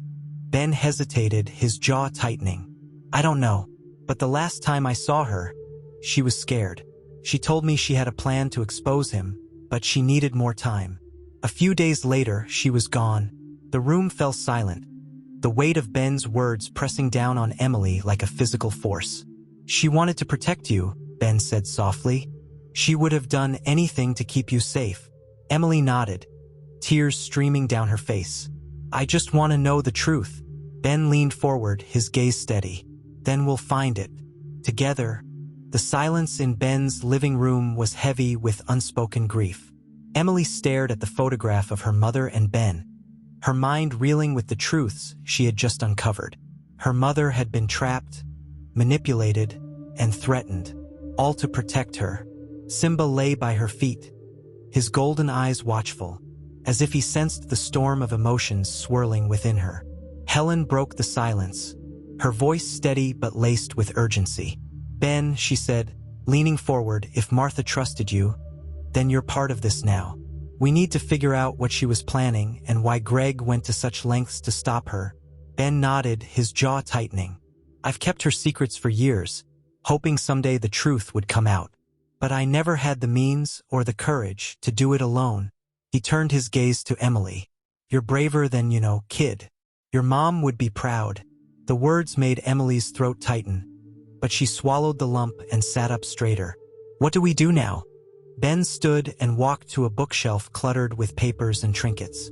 After rifling through a few items, he pulled out a small, leather-bound journal. This, he said, placing it on the table, was hers. She gave it to me right before she disappeared. She told me to keep it safe, to wait for the right moment. I think that moment is now. Emily's hands trembled as she opened the journal. The handwriting was her mother's, familiar and comforting, yet laced with an urgency she hadn't seen before. Martha's journal. Simba's sanctuary is more than a dream. It's a necessity. Greg's illegal dealings are destroying everything I've worked for, and I can't stand by any longer. I've hidden the records in the only place he'll never look, the old well at the ranch. If something happens to me, Emily must find them. She's stronger than she knows. Emily's heart pounded. The well, she whispered, looking up at Helen and Ben. She hid something in the well at the ranch. Helen frowned. That old well hasn't been used in years. It's practically collapsed. Ben leaned forward, his expression serious. If she hid something there, it's going to take work to get it out. But if we find it, it could be the key to bringing Greg down for good. Emily's determination hardened. We have to go back. Helen and Ben exchanged a glance. It's risky, Helen said. If Caldwell or Greg gets wind of this, they'll come after us. Let them, Emily said firmly, her voice trembling with a mix of fear and resolve. We can't let them win. The journey back to the ranch was tense. Helen drove, her knuckles white on the steering wheel. Ben sat in the passenger seat, his jaw set in grim determination. Emily and Simba were in the back, the lion's steady presence a source of comfort. As they neared the ranch, Emily's nerves buzzed with anticipation. The well had been there her whole life, a forgotten relic of the property's past. She had never imagined it might hold the answers she'd been searching for. The truck rolled to a stop near the house, and they piled out quickly. Emily led the way, her flashlight cutting through the early evening gloom as she made her way toward the well. The structure was barely visible, overgrown with weeds and half-collapsed. Stones from the old wall lay scattered on the ground, and the wooden cover was warped and rotting. Looks like it hasn't been touched in years, Ben said, crouching to inspect it. Helen handed him a crowbar. Let's hope whatever's in there survived. It took all three of them to pry the wooden cover off. Beneath it was a gaping hole, dark and foreboding, the faint scent of damp earth wafting up. I'll go down, Ben said, tying a rope around his waist. No, Emily said quickly. I'll do it. It's my mom's message. I need to be the one to find it. Ben hesitated, then nodded. Be careful. With Helen and Ben holding the rope, Emily climbed down into the well. The stone walls were slick with moss, and her hands shook as she descended into the darkness. At the bottom, her flashlight illuminated a small, rusted metal box wedged into the stones. Her heart raced as she reached for it, her fingers scraping against the cold metal. "I found it," she called, her voice echoing up the well. She tugged the box free and tied it to the rope. Helen and Ben hoisted it up while Emily climbed out after them, her arms burning with the effort. Back on solid ground, Emily's hands trembled as she opened the box. Inside were stacks of documents, contracts, receipts, and photographs, evidence of Greg's illegal activities. But there was something else, a letter addressed to Emily. She unfolded it carefully, her eyes scanning the familiar handwriting. "My dearest Emily, if you're reading this, it means I couldn't protect you the way I wanted to. But I hope this gives you the strength to fight for what's right. You're stronger than you think. My love. Never forget that. With all my love, Mom." Tears streamed down Emily's face as she clutched the letter to her chest. The weight of her mother's sacrifice was almost unbearable, but it was also the spark she needed to keep going. Their victory was short-lived. The distant sound of an engine shattered the quiet, and headlights appeared on the horizon, growing closer. Helen cursed under her breath. "We've got company." Ben grabbed the metal box, his face grim. "It's Greg. He must have followed us." Emily's heart pounded as the truck skidded to a stop near the barn. Greg stepped out, his face twisted with fury, and another man followed, Deputy Caldwell. "You've got something that belongs to me?" Greg snarled, his eyes locking on the box in Ben's hands. Simba stepped forward, his growl low and menacing. "This ends now," Emily said, stepping in front of the lion. Her voice shook, but her gaze didn't waver. Greg let out a bitter laugh. "You think you can stop me? You're just a kid." "No," Emily said, her voice rising with anger. "I'm my mother's daughter, and we're not afraid of you anymore." The standoff was charged with tension, the air thick with the promise of violence. Simba's growl rumbled like thunder, and Helen held her ground beside Emily.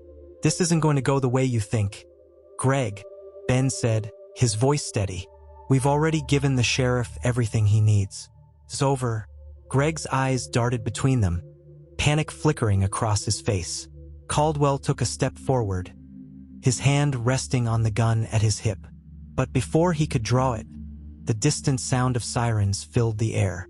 Red and blue lights flashed on the horizon, growing closer with every second. Greg's face twisted in fury.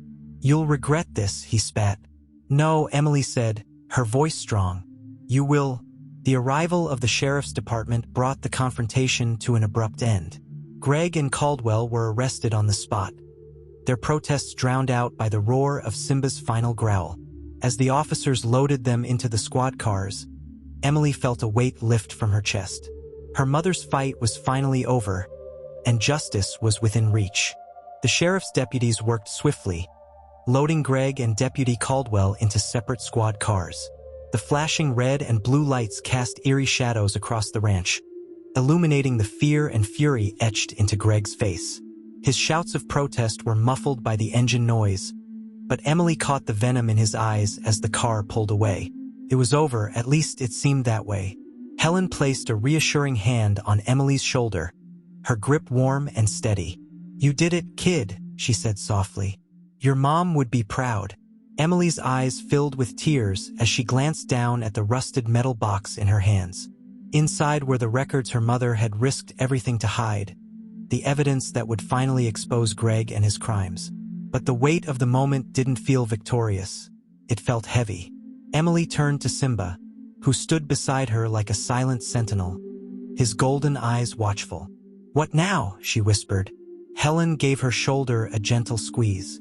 "Now we make sure this evidence gets where it needs to go. And then," she paused, her voice softening, "we figure out what comes next." The next few days passed in a blur. Sheriff Donovan took the documents from the lockbox and began building the case against Greg and Caldwell. Every piece of evidence, receipts, photographs, contracts, painted a damning picture of Greg's involvement in illegal animal trafficking. Emily spent those days at the ranch, trying to adjust to the newfound quiet. For the first time, She didn't feel the constant shadow of fear following her.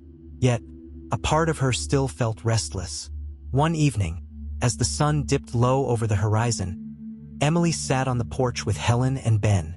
Simba lay at her feet, his body relaxed but his ears twitching at every distant sound. "I don't know what to do now," Emily admitted, her voice barely above a whisper. Helen set down her mug of tea, her expression thoughtful. "You've been through a lot, Emily. More than most people could handle. But you're stronger than you realize." Ben nodded, his gaze steady. "Your mom wanted you to be safe, but she also wanted you to carry on her dream." Emily frowned. "Her dream?"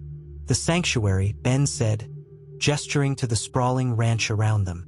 This place was supposed to be a haven for animals like Simba. She fought so hard to protect it. Even when Greg tried to destroy everything she cared about, Emily glanced at Simba, her fingers brushing his mane. "Do you think I can do it?" Helen smiled. "If anyone can, it's you." The next morning, Emily made a decision. She wouldn't let her mother's dream fade away, not after everything they had been through. She began by cleaning up the ranch, clearing debris and repairing the fences. Ben helped where he could, using his experience from working with Martha to restore the property. Helen coordinated with local animal rescue groups, spreading the word about the sanctuary and its mission. Simba seemed to thrive in the newfound peace of the ranch. He roamed the fields, his presence a symbol of hope and resilience. Emily often found herself watching him, marveling at his strength and gentleness. But even as the ranch began to take shape, Emily knew the fight wasn't entirely over. One afternoon, Sheriff Donovan arrived at the ranch, his expression grave. He stepped out of his patrol car, holding a stack of papers in his hands. "We've got a problem," he said, approaching Helen and Emily. Helen frowned. "What kind of problem?" Donovan handed her the papers. "Greg's lawyer is pushing back hard. They're trying to discredit the evidence, claiming it was obtained illegally. And Caldwell's connections run deeper than I thought. There's talk of people higher up trying to make this case disappear." Emily's heart sank. "But you have the ledger. You have everything my mom left behind." Donovan sighed. "It's strong evidence, but it's not bulletproof. Greg's team is throwing everything they've got at this, and Caldwell's pulling strings from the inside. If we're not careful, they could walk." The weight of his words hit Emily like a punch to the gut. After everything they had been through, the thought of Greg escaping justice was unbearable. "What can we do?" Helen asked, her voice tight. Donovan hesitated. "We need more. Something that ties Greg and Caldwell directly to the trafficking ring. If we can get that, their lawyers won't be able to touch the case." Emily glanced at the ranch, her mind racing. She thought of the journal, the lockbox, and the secrets her mother had fought to uncover. Somewhere there had to be more. "Check the house again," Emily said suddenly, her voice filled with determination. Helen raised an eyebrow. "Emily, we've been through that house from top to bottom."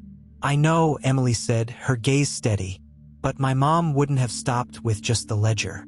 She knew how dangerous Greg was. If there's more, it has to be here." The three of them spent hours combing through the ranch house, searching every corner for hidden clues. Simba followed them from room to room, his presence a quiet reminder of what they were fighting for. It wasn't until they reached the attic that they found something. Emily was sifting through a box of old papers when she uncovered a small, leather pouch tucked beneath a stack of receipts. Inside was a flash drive, its surface worn and scratched. "What's this?" she murmured, holding it up. Helen and Ben leaned in, their expressions curious. "Let's find out," Helen said, leading them downstairs to the kitchen. They plugged the flash drive into an old laptop, and a folder appeared on the screen. Inside were dozens of video files, each labeled with a date. Emily clicked on one, and the screen filled with grainy footage of a warehouse. Her breath caught in her throat as she recognized Greg, standing with a group of men as they loaded cages into a truck. "It's proof," Ben said, his voice filled with awe. "This is exactly what we need." Helen nodded. "And it's undeniable. No lawyer can argue against this." They called Sheriff Donovan immediately, and he arrived within the hour. When he saw the footage, his expression hardened. "This changes everything," he said, his voice firm. "With this, we can take down Greg, Caldwell, and anyone else involved." Emily felt a wave of relief wash over her. For the first time, she felt like they were truly one step ahead. As the sun set over the ranch, Emily stood by the old well, staring out at the fields. Simba sat beside her, his amber eyes reflecting the fading light. "We're going to finish this, Mom," Emily whispered, clutching the locket she had found in the attic. "I promise." Simba let out a soft chuff, his presence steady and comforting. The fight wasn't over, but Emily knew she wasn't alone.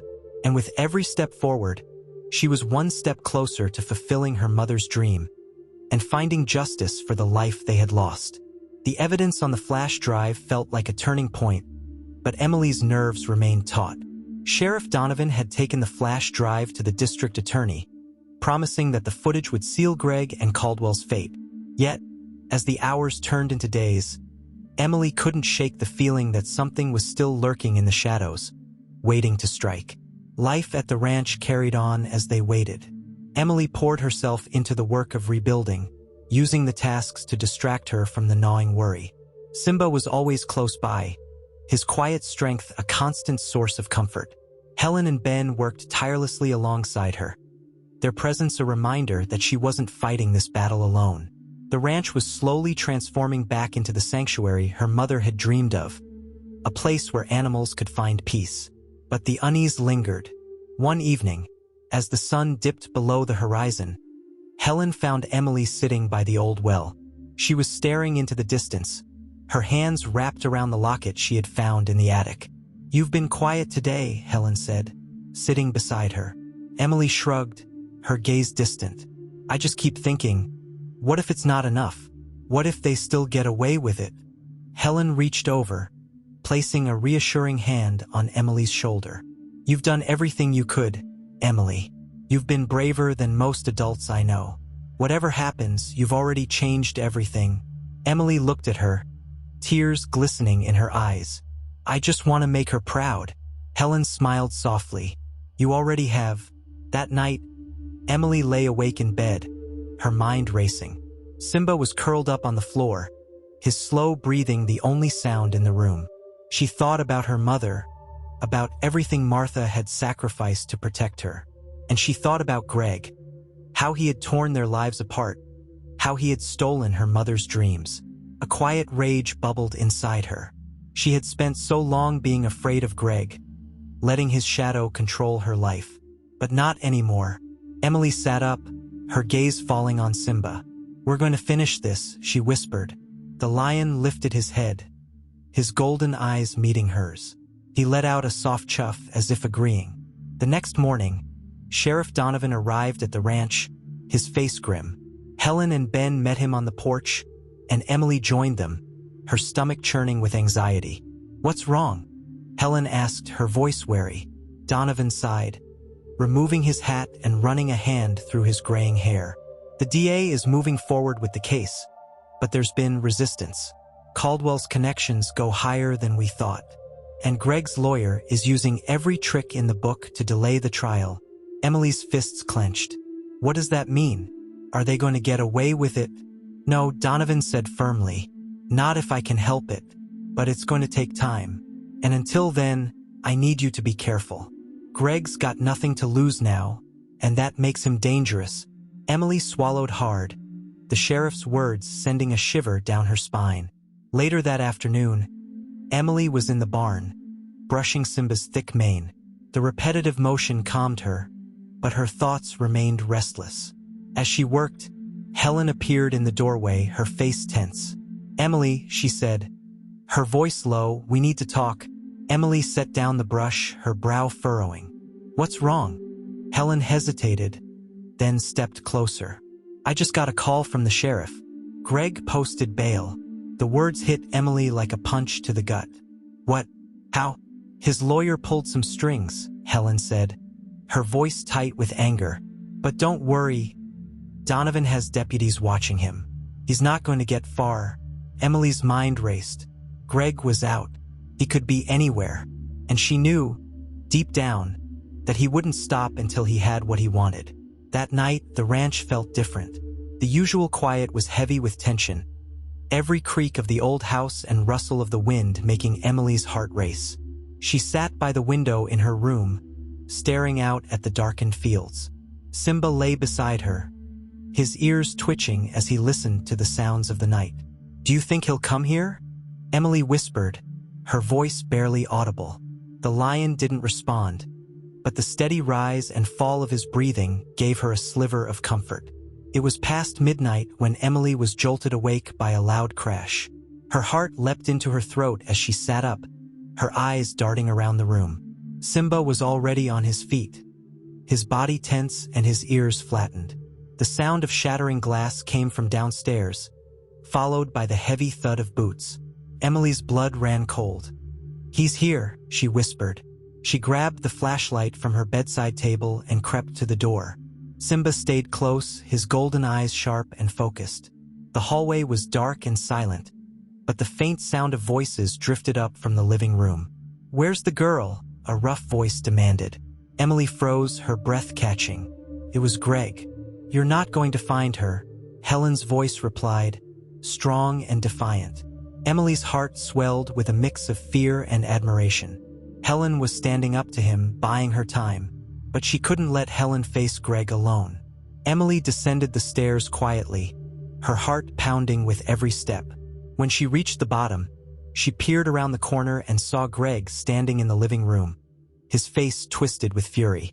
Helen stood in front of him, her arms crossed and her expression unyielding. Ben was beside her, holding a wooden bat, his knuckles white. "You've already lost, Greg," Helen said, her voice steady. "Why don't you just give up?" Greg sneered. "I'm not leaving without my daughter." Simba growled low in his throat, stepping into view. Greg's eyes widened, and he took an involuntary step back. "What the hell is that thing still doing here?" he snarled. Emily stepped into the room, her flashlight steady in her hand. "He's protecting me," she said, her voice trembling but strong. Greg's gaze snapped to her, his eyes narrowing. "Emily," he said, his tone shifting to something almost pleading. "You don't understand. I'm your father. I just want to take you home." "This is my home," Emily said firmly, "and I'm not afraid of you anymore." Greg's face darkened, his hands clenching into fists. "You've been poisoned by these people," he spat. "But I'll fix that." Before he could move, Simba roared, a sound so powerful it shook the walls. Greg froze, his face pale. "You're not fixing anything," Helen said, stepping forward. "You're done, Greg. It's over." The sound of sirens filled the night air, growing louder with each passing second. Greg's head snapped toward the door, panic flashing across his face. "You called the cops," he muttered, his voice laced with disbelief. "Of course we did," Helen said. The flashing lights illuminated the room as Sheriff Donovan and his deputies burst through the door. Greg didn't resist this time. He was handcuffed and led away, his shouts fading into the distance. As the house fell silent once more, Emily collapsed onto the couch, her body trembling with exhaustion. Simba sat beside her, his large head resting in her lap. Helen placed a comforting hand on her shoulder. "It's over, Emily," she said softly. "You're safe now." Emily nodded, tears streaming down her face. For the first time in years, she believed it. The ranch was quiet again, but the silence now felt different, lighter, freer. The chaos that had erupted when Greg stormed back into Emily's life was finally over, and the authorities had him and Deputy Caldwell in custody for good. The weight Emily had carried for years, the constant fear, was beginning to lift. Still, the emotions of the past few days hadn't fully settled. Emily sat on the porch the next morning, watching the sun rise over the fields. Simba lay beside her, his head resting on his massive paws. She reached out and gently stroked his mane, her fingers threading through the soft fur. "You saved me, you know," she whispered. The lion's golden eyes blinked slowly, his expression calm and knowing. Helen stepped onto the porch, 2 steaming mugs in hand. She handed one to Emily and sat down beside her. "You didn't sleep much, did you?" Emily shook her head, staring into the distance. "It's hard to believe it's really over." Helen placed a comforting hand on her shoulder. "It'll take time, Emily. After everything you've been through, it's okay to feel like this." Emily nodded, her throat tight with emotion. "I keep thinking about my mom," she said quietly, "about how hard she fought to protect me, and how much she gave up." "She loved you more than anything," Helen said, her voice soft. "That's why she fought so hard. And you've honored her by being just as brave." Emily looked at Helen, her eyes glistening. "I want to finish what she started," she said. "I want to make the ranch into the sanctuary she always dreamed of." Helen smiled, her pride shining through. "Then let's do it." The decision to rebuild the sanctuary brought a new sense of purpose to Emily's days. She threw herself into the work, clearing out the barn, repairing fences, and connecting with local rescue organizations. Ben proved invaluable, using his years of experience to help plan the layout and facilities for the animals they hoped to welcome. Helen worked tirelessly alongside them, organizing donations and rallying the community to support the cause. News of Greg and Caldwell's arrests had spread quickly, and many people came forward, eager to help restore the ranch. Through it all, Simba remained at Emily's side, his presence a symbol of the sanctuary's mission. One afternoon, as Emily was cleaning out an old storage shed, she found a box of her mother's belongings. It was filled with photographs, notebooks, and sketches of the sanctuary her mother had envisioned. One sketch in particular caught Emily's eye. It was a drawing of the ranch with detailed notes about enclosures, pathways, and habitats for different animals. At the center of the drawing was a large, open area labeled Simba's Haven. Emily traced the words with her fingers, tears welling in her eyes. "She planned it all," she murmured. Helen walked over, wiping her hands on a rag. "What's that?" Emily held up the sketch. "It's her vision for the ranch. She even had a space for Simba." Helen smiled, her eyes warm. "Then we'd better make sure it happens." Over the next few weeks, the ranch began to transform. Volunteers helped repair the structures, and donations poured in from people moved by Emily's story. Simba became a local sensation, his calm demeanor and majestic presence drawing admiration from everyone who met him. But for Emily, the most meaningful moments came in the quiet hours, when she sat by the old well or walked through the fields, feeling closer to her mother than she ever had before. One evening, as the sun set in brilliant hues of orange and pink, Emily sat with Helen and Ben on the porch. Simba lay at her feet, his eyes half closed as he basked in the fading light. "You've done something incredible here, Emily," Ben said, his voice filled with pride. "Your mom would be so proud." Emily smiled, her heart swelling with emotion. "I couldn't have done it without all of you. This place isn't just for me. It's for everyone who believed in her dream." Helen nodded. "And it's just the beginning. There's so much more ahead." Emily looked out at the ranch, the fields stretching into the distance. For the first time, she felt a sense of peace, a feeling that she was exactly where she was meant to be. As night fell, Emily walked through the fields with Simba by her side. She stopped at the old well, placing her hand on the weathered stones. "I did it, Mom," she whispered, her voice carried by the gentle breeze. "I made your dream come true." Simba let out a soft chuff, his presence grounding her. Emily looked up at the stars, her heart full of gratitude and hope. Her journey had been long and painful, but it had brought her to this moment, a moment where she could finally begin to heal. And as she stood there, surrounded by the land her mother had loved, Emily knew that she wasn't alone. She had Simba, she had Helen, and she had a future filled with promise. The ranch bustled with new energy as Emily's sanctuary took its first steps toward becoming a reality. Volunteers arrived daily to help clear debris, plant trees, and construct enclosures. The sound of hammers and saws filled the air, blending with the rustle of the wind through the fields. Emily felt a deep sense of purpose as she worked alongside Helen and Ben, each completed task bringing her closer to fulfilling her mother's dream. But there was still a shadow lingering over the ranch, the trial. Greg and Caldwell's upcoming court date loomed large, a reminder that justice was not yet fully served. One afternoon, as Emily repaired a fence near the barn, Sheriff Donovan arrived at the ranch, his patrol car kicking up dust as it rolled to a stop. He stepped out, his expression serious but not unkind. "Afternoon, Emily," he said, tipping his hat. Emily wiped her hands on her jeans and walked over to meet him, Simba trailing close behind. "Sheriff," she said, her heart tightening. "Is something wrong?" Donovan leaned against the truck, his gaze steady. "I just wanted to give you an update. The trial is set for next month, and the DA is confident. The evidence you provided, the ledger, the flash drive, it's rock solid. Greg and Caldwell don't have much of a defense." Emily exhaled slowly, relief washing over her. "So, it's really happening?" Donovan nodded. "It is. But I wanted to warn you, it's not going to be easy.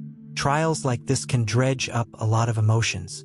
And Greg, well, he might try to pull something." Emily frowned. "Like what?" "Manipulation, intimidation," Donovan said. "He knows he's backed into a corner, and men like him don't go down quietly. Just stay vigilant, okay?" Emily nodded, her resolve hardening. "I will." Simba let out a low chuff, and Donovan smiled faintly. "And with this big guy around, I doubt anyone's going to mess with you." Later that evening, Emily sat with Helen and Ben in the kitchen, going over plans for the sanctuary's grand opening. They had decided to host a community event to celebrate the ranch's transformation and raise awareness for animal rescue. "We'll need signs, flyers, maybe even a social media page," Ben said, jotting notes in a notebook. Helen nodded. "And we should invite local rescue groups to set up booths. It'll help build connections." Emily listened, a small smile tugging at her lips. For the first time in a long time, she felt a sense of normalcy. A glimpse of a life where her days weren't consumed by fear or uncertainty. But as she stared at the plans, her thoughts drifted to the trial. She wondered what Greg would say, what lies he would try to spin to save himself. And she wondered if she would be strong enough to face him again. The days leading up to the event were a whirlwind of activity. Emily threw herself into the preparations, helping paint signs, set up tables, and spread the word. Simba became a central figure in the sanctuary's promotion, his story captivating everyone who heard it.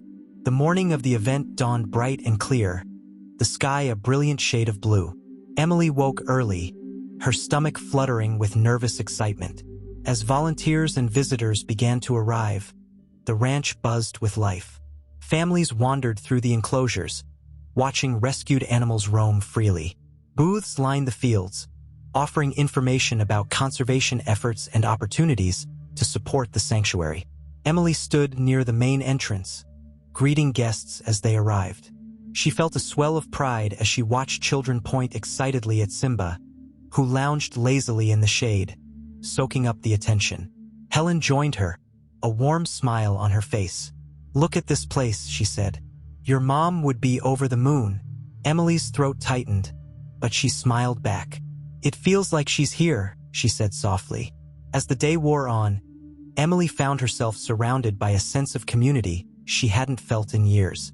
Strangers approached her to thank her for her courage and share how inspired they were by her story. But the peace was short-lived. Toward the end of the event, Emily noticed a man standing near the edge of the field, his face partially hidden beneath a baseball cap. Something about his stance made her uneasy. She nudged Helen. "Do you know who that is?" Helen followed her gaze, her expression darkening. "No, but I don't like the look of him." Before Emily could respond, the man started walking toward them. As he got closer, she recognized him. It was one of Greg's old associates, a man she had seen in some of the photographs from the ledger. Her heart pounded as he stopped a few feet away, his gaze fixed on her. "You're Emily, right?" he said, his voice low and gruff. Emily's hands clenched into fists. "Who's asking?" The man smirked. "Just passing along a message. Greg wants you to know this isn't over." Helen stepped forward, her voice sharp. "You've got a lot of nerve showing up here. Get off this property before I call the sheriff." The man held up his hands, backing away with a mocking smile. "Relax, lady. Just doing my job."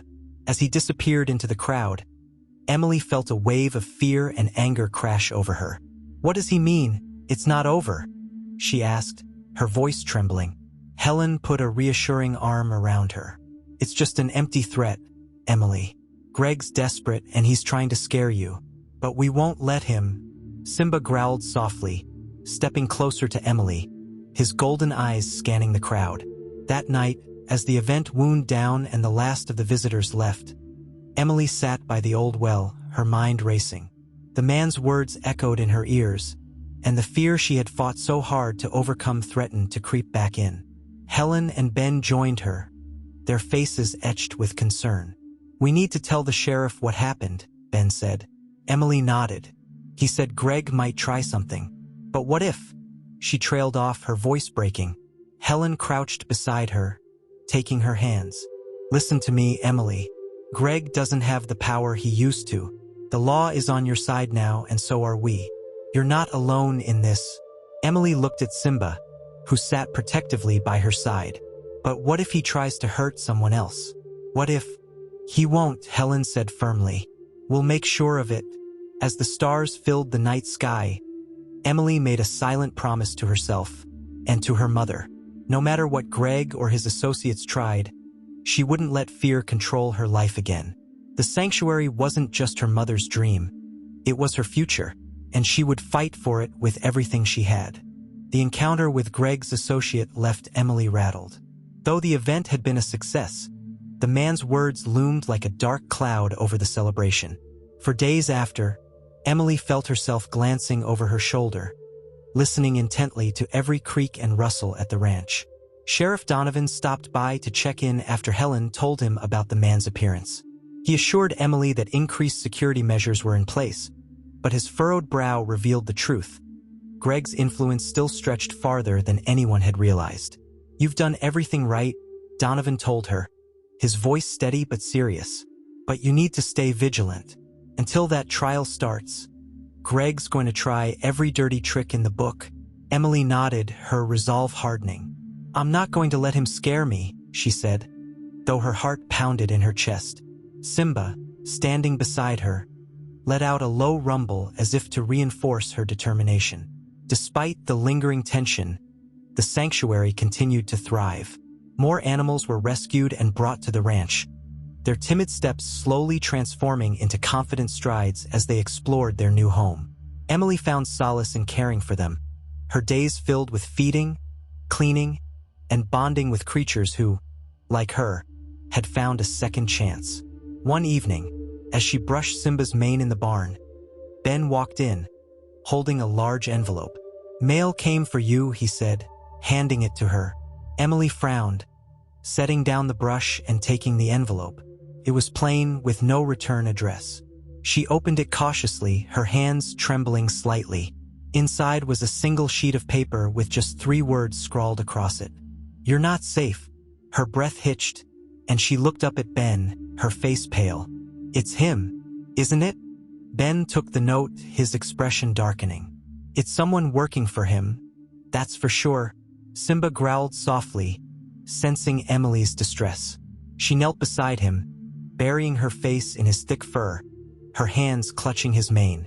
"We need to show this to the sheriff," Ben said firmly. Emily nodded, her voice muffled. "I thought it was over. I thought we could finally move on." Ben crouched beside her, placing a comforting hand on her shoulder. "Greg's trying to scare you because he knows he's losing. But you've already won, Emily. Don't let him take that away from you." Sheriff Donovan was furious when he saw the note. "This isn't just intimidation," he said, his voice low and dangerous. "This is a threat. I'll increase patrols around the ranch and get a protective order in place. Whoever sent this isn't going to get near you." But even with the sheriff's reassurances, Emily couldn't shake the fear that crept into her chest. Every shadow seemed longer, every sound sharper. Simba became her constant shadow, never straying far from her side. She found herself talking to him more often, sharing her fears and hopes in quiet moments. "You'd never let anything happen to me, would you?" she whispered one night as they sat on the porch, the stars twinkling above them. Simba let out a soft chuff, his golden eyes steady and unwavering. The trial began 2 weeks later. Emily, Helen, and Ben drove into town early that morning, their nerves palpable. The courthouse was bustling with activity, reporters and camera crews swarming the steps. Emily felt a wave of nausea as they walked past the flashing lights, the sound of questions being shouted in their direction. Inside, the air was heavy with tension. Emily sat with Helen and Ben in the front row, clutching her hands tightly in her lap. Greg sat at the defense table, his face calm but his eyes cold and calculating. The prosecution presented the evidence Emily had worked so hard to uncover: the ledger, the flash drive, the testimonies from rescue organizations who had been impacted by Greg's trafficking ring. The courtroom was filled with gasps and murmurs as the extent of his crimes was laid bare. But Greg's lawyer was relentless, spinning stories and casting doubt on the evidence. When Emily was called to the stand, she felt her stomach twist into knots. She took a deep breath as she walked to the witness stand, feeling the weight of every eye in the courtroom. "State your name for the record," the prosecutor said. "Emily Harper," she said, her voice trembling slightly. The questions came quickly, but Emily answered them with as much clarity and honesty as she could.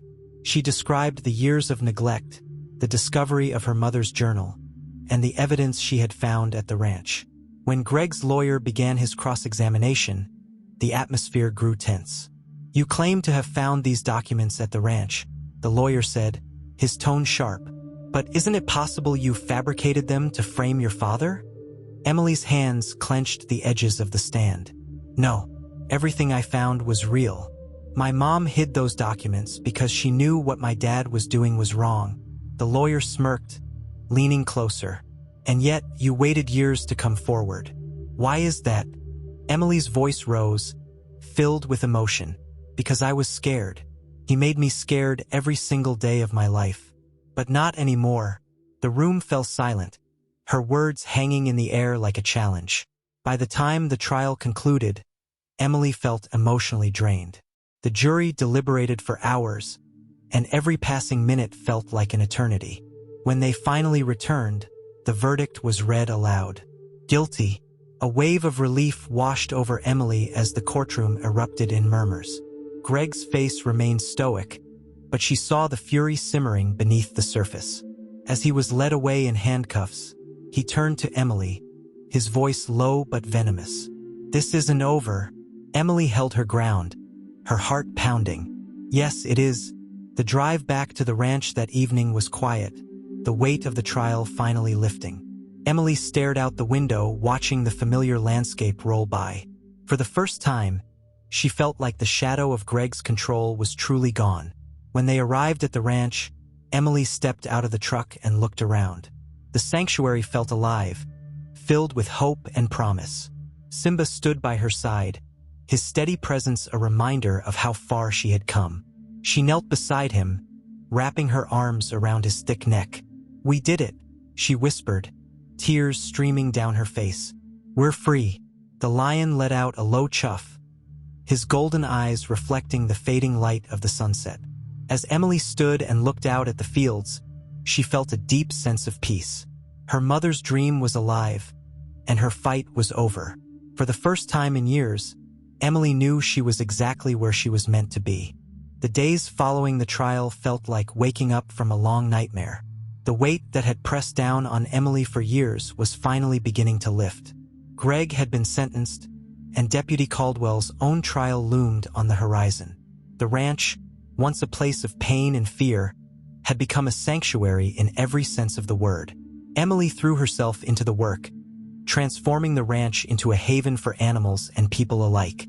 Every new rescue that arrived filled her with a sense of purpose and connection to her mother's dream. Simba had become a symbol of the sanctuary, his majestic presence inspiring everyone who visited.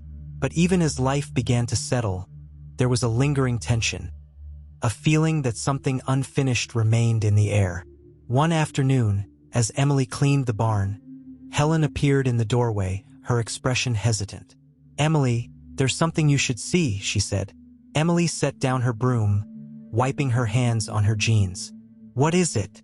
Helen handed her a folded piece of paper. "It's from the sheriff. He got this yesterday." Emily opened the paper, her stomach tightening as she read the words. "She's still out there." her brow furrowed. "Who's she?" Helen's voice was quiet but steady. "I think it's about your mom." Emily's heart skipped a beat. "What do you mean?" Helen stepped closer, placing a hand on her shoulder. "Greg always said she left, that she abandoned you. But what if she didn't? What if she's still out there somewhere?" Emily stared at the paper, her mind racing. "Do you think it's possible?" Helen nodded slowly. "It's more than possible. And if she's alive, I think we need to find her." The idea that her mother might still be alive filled Emily with a mix of hope and dread. She had spent so long believing Martha was gone, lost to Greg's cruelty and lies.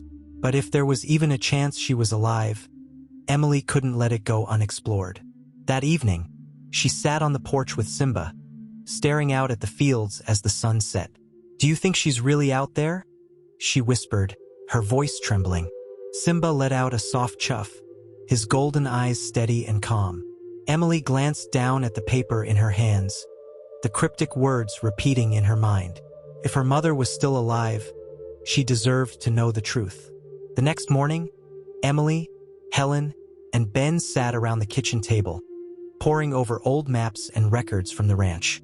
They searched for any clue that might point to Martha's whereabouts.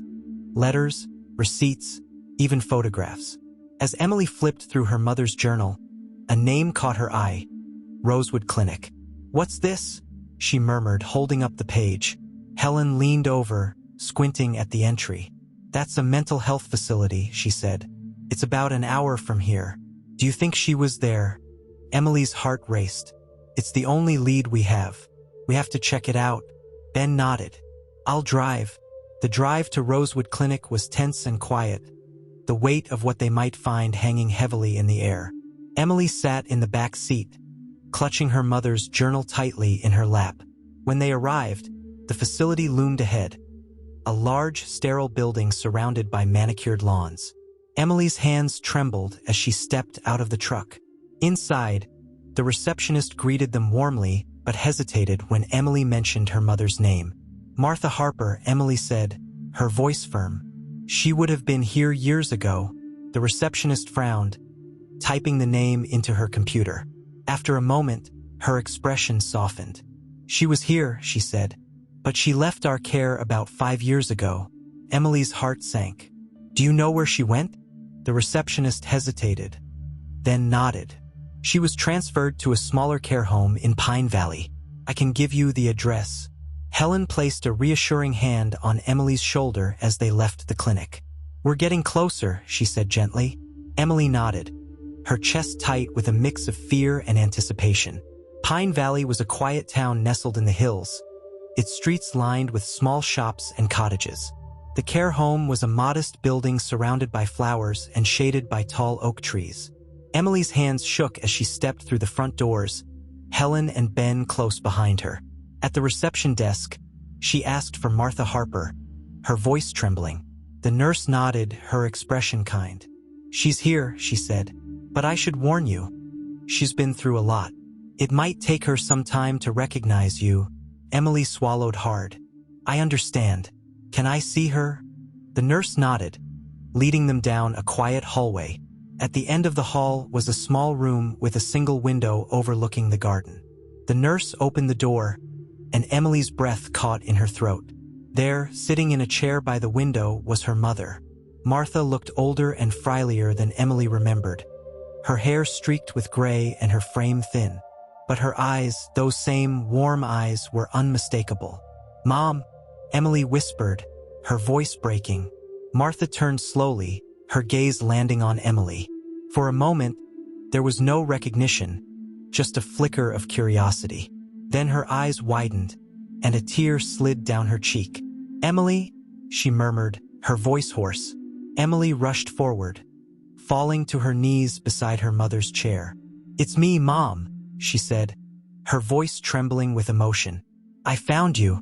Martha reached out, her hand trembling as she touched Emily's face. "You're so grown up," she whispered. "I thought I'd never see you again." Tears streamed down Emily's face as she wrapped her arms around her mother, holding her tightly. "I missed you," she said. "I missed you so much." Martha's voice cracked as she spoke. "I tried to protect you, I tried.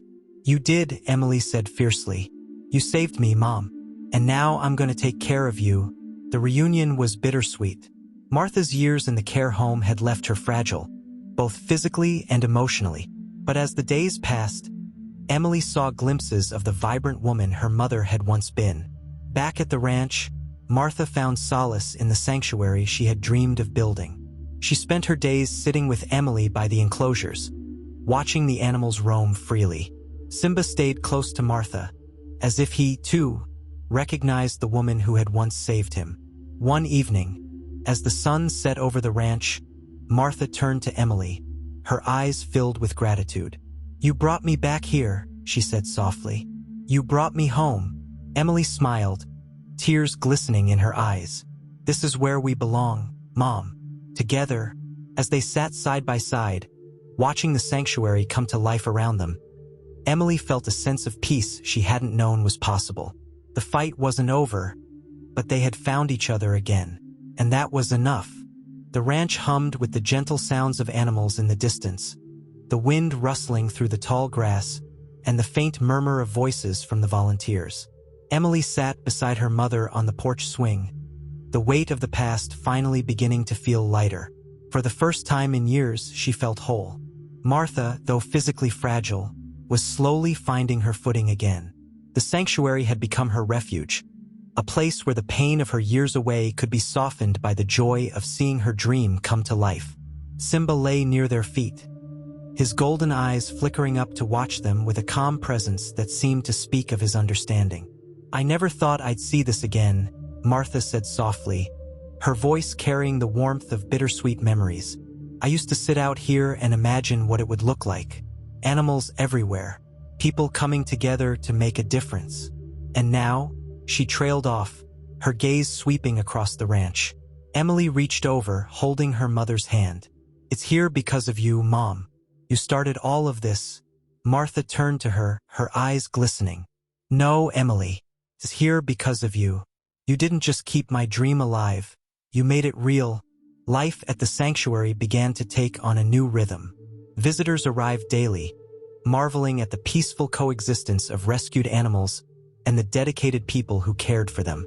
Simba became a star attraction, though his regal presence commanded more reverence than simple curiosity. Martha often spent her mornings walking through the enclosures with Emily, sharing stories about the early days of her vision. Your dad used to laugh at me, she said one day, her tone light but tinged with sadness. He said I'd never make it work. But I always knew this was possible. Emily nodded, listening intently. She had come to understand that her mother's strength had been a quiet but powerful force, one that had carried her through the darkest times. As weeks turned into months, the sanctuary prepared for its biggest milestone yet, the official grand reopening. The event was planned to honor not just the sanctuary's transformation but also Martha's resilience and Emily's determination to carry on her legacy. The morning of the reopening dawned crisp and clear. Volunteers worked tirelessly to set up booths, prepare food, and welcome the first guests. Helen and Ben took charge of the logistics, their steady presence ensuring that everything ran smoothly. Emily stood near the entrance, greeting visitors as they arrived. She wore a simple dress, her hair pulled back in a braid, and a locket with her mother's picture rested against her chest. Martha sat in a chair nearby, her face glowing with quiet pride. Simba lay beside her, his body stretched out in the shade, his mane catching the golden light of the morning sun. As the crowd gathered near the main enclosure, Emily stepped forward to address them. Her hands trembled slightly, but the warmth of the crowd's smiles gave her courage. Thank you all for being here, she began, her voice steady but filled with emotion. This sanctuary is more than just a place for animals. It's a symbol of hope, of second chances, and of the power of never giving up on your dreams.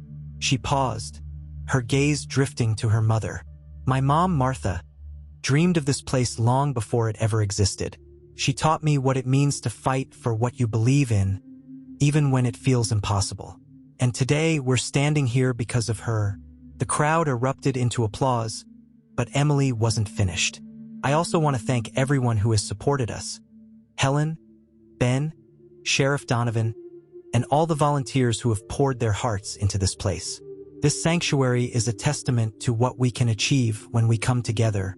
Her voice broke slightly as she added, and finally, I want to thank Simba. He's not just an animal. He's my protector, my reminder of everything my mom and I fought for, and a symbol of why sanctuaries like this matter. The applause grew louder, and Simba let out a deep, contented chuff, as if acknowledging the attention. As the event continued, Emily and Martha sat together near the main enclosure, watching as children played and families explored the sanctuary. Do you ever think about what's next? Martha asked quietly. Emily smiled. All the time. But for now, I'm just grateful for this. For us. For Simba. For everything we've been through to get here. Martha reached over, squeezing Emily's hand. You've grown into an amazing young woman, she said softly. Your strength, your heart. It's everything I dreamed you'd be. Tears pricked Emily's eyes, and she leaned her head against her mother's shoulder. I'm just glad you're here to see it. That evening, as the sun dipped below the horizon and the last of the guests departed, Emily walked through the sanctuary with Simba at her side. The air was cool, the fields bathed in the soft glow of twilight. She stopped at the old well, placing her hand on the weathered stones. We did it, Mom, she whispered. We made it. Simba sat beside her, his gaze fixed on the horizon. Emily looked down at him, her heart full of gratitude. You've been with me through everything, she said. I don't know what I would have done without you. The lion let out a low rumble, his golden eyes reflecting a quiet understanding. As Emily walked back toward the house, she felt a profound sense of peace. The shadows of the past no longer loomed over her. The sanctuary was thriving, her mother was safe, and Simba remained her constant companion. For the first time in years, Emily felt truly free. And as the stars filled the night sky, she knew that the future, no matter what it held, would be filled with hope, love, and the legacy of the dream her mother had started so long ago.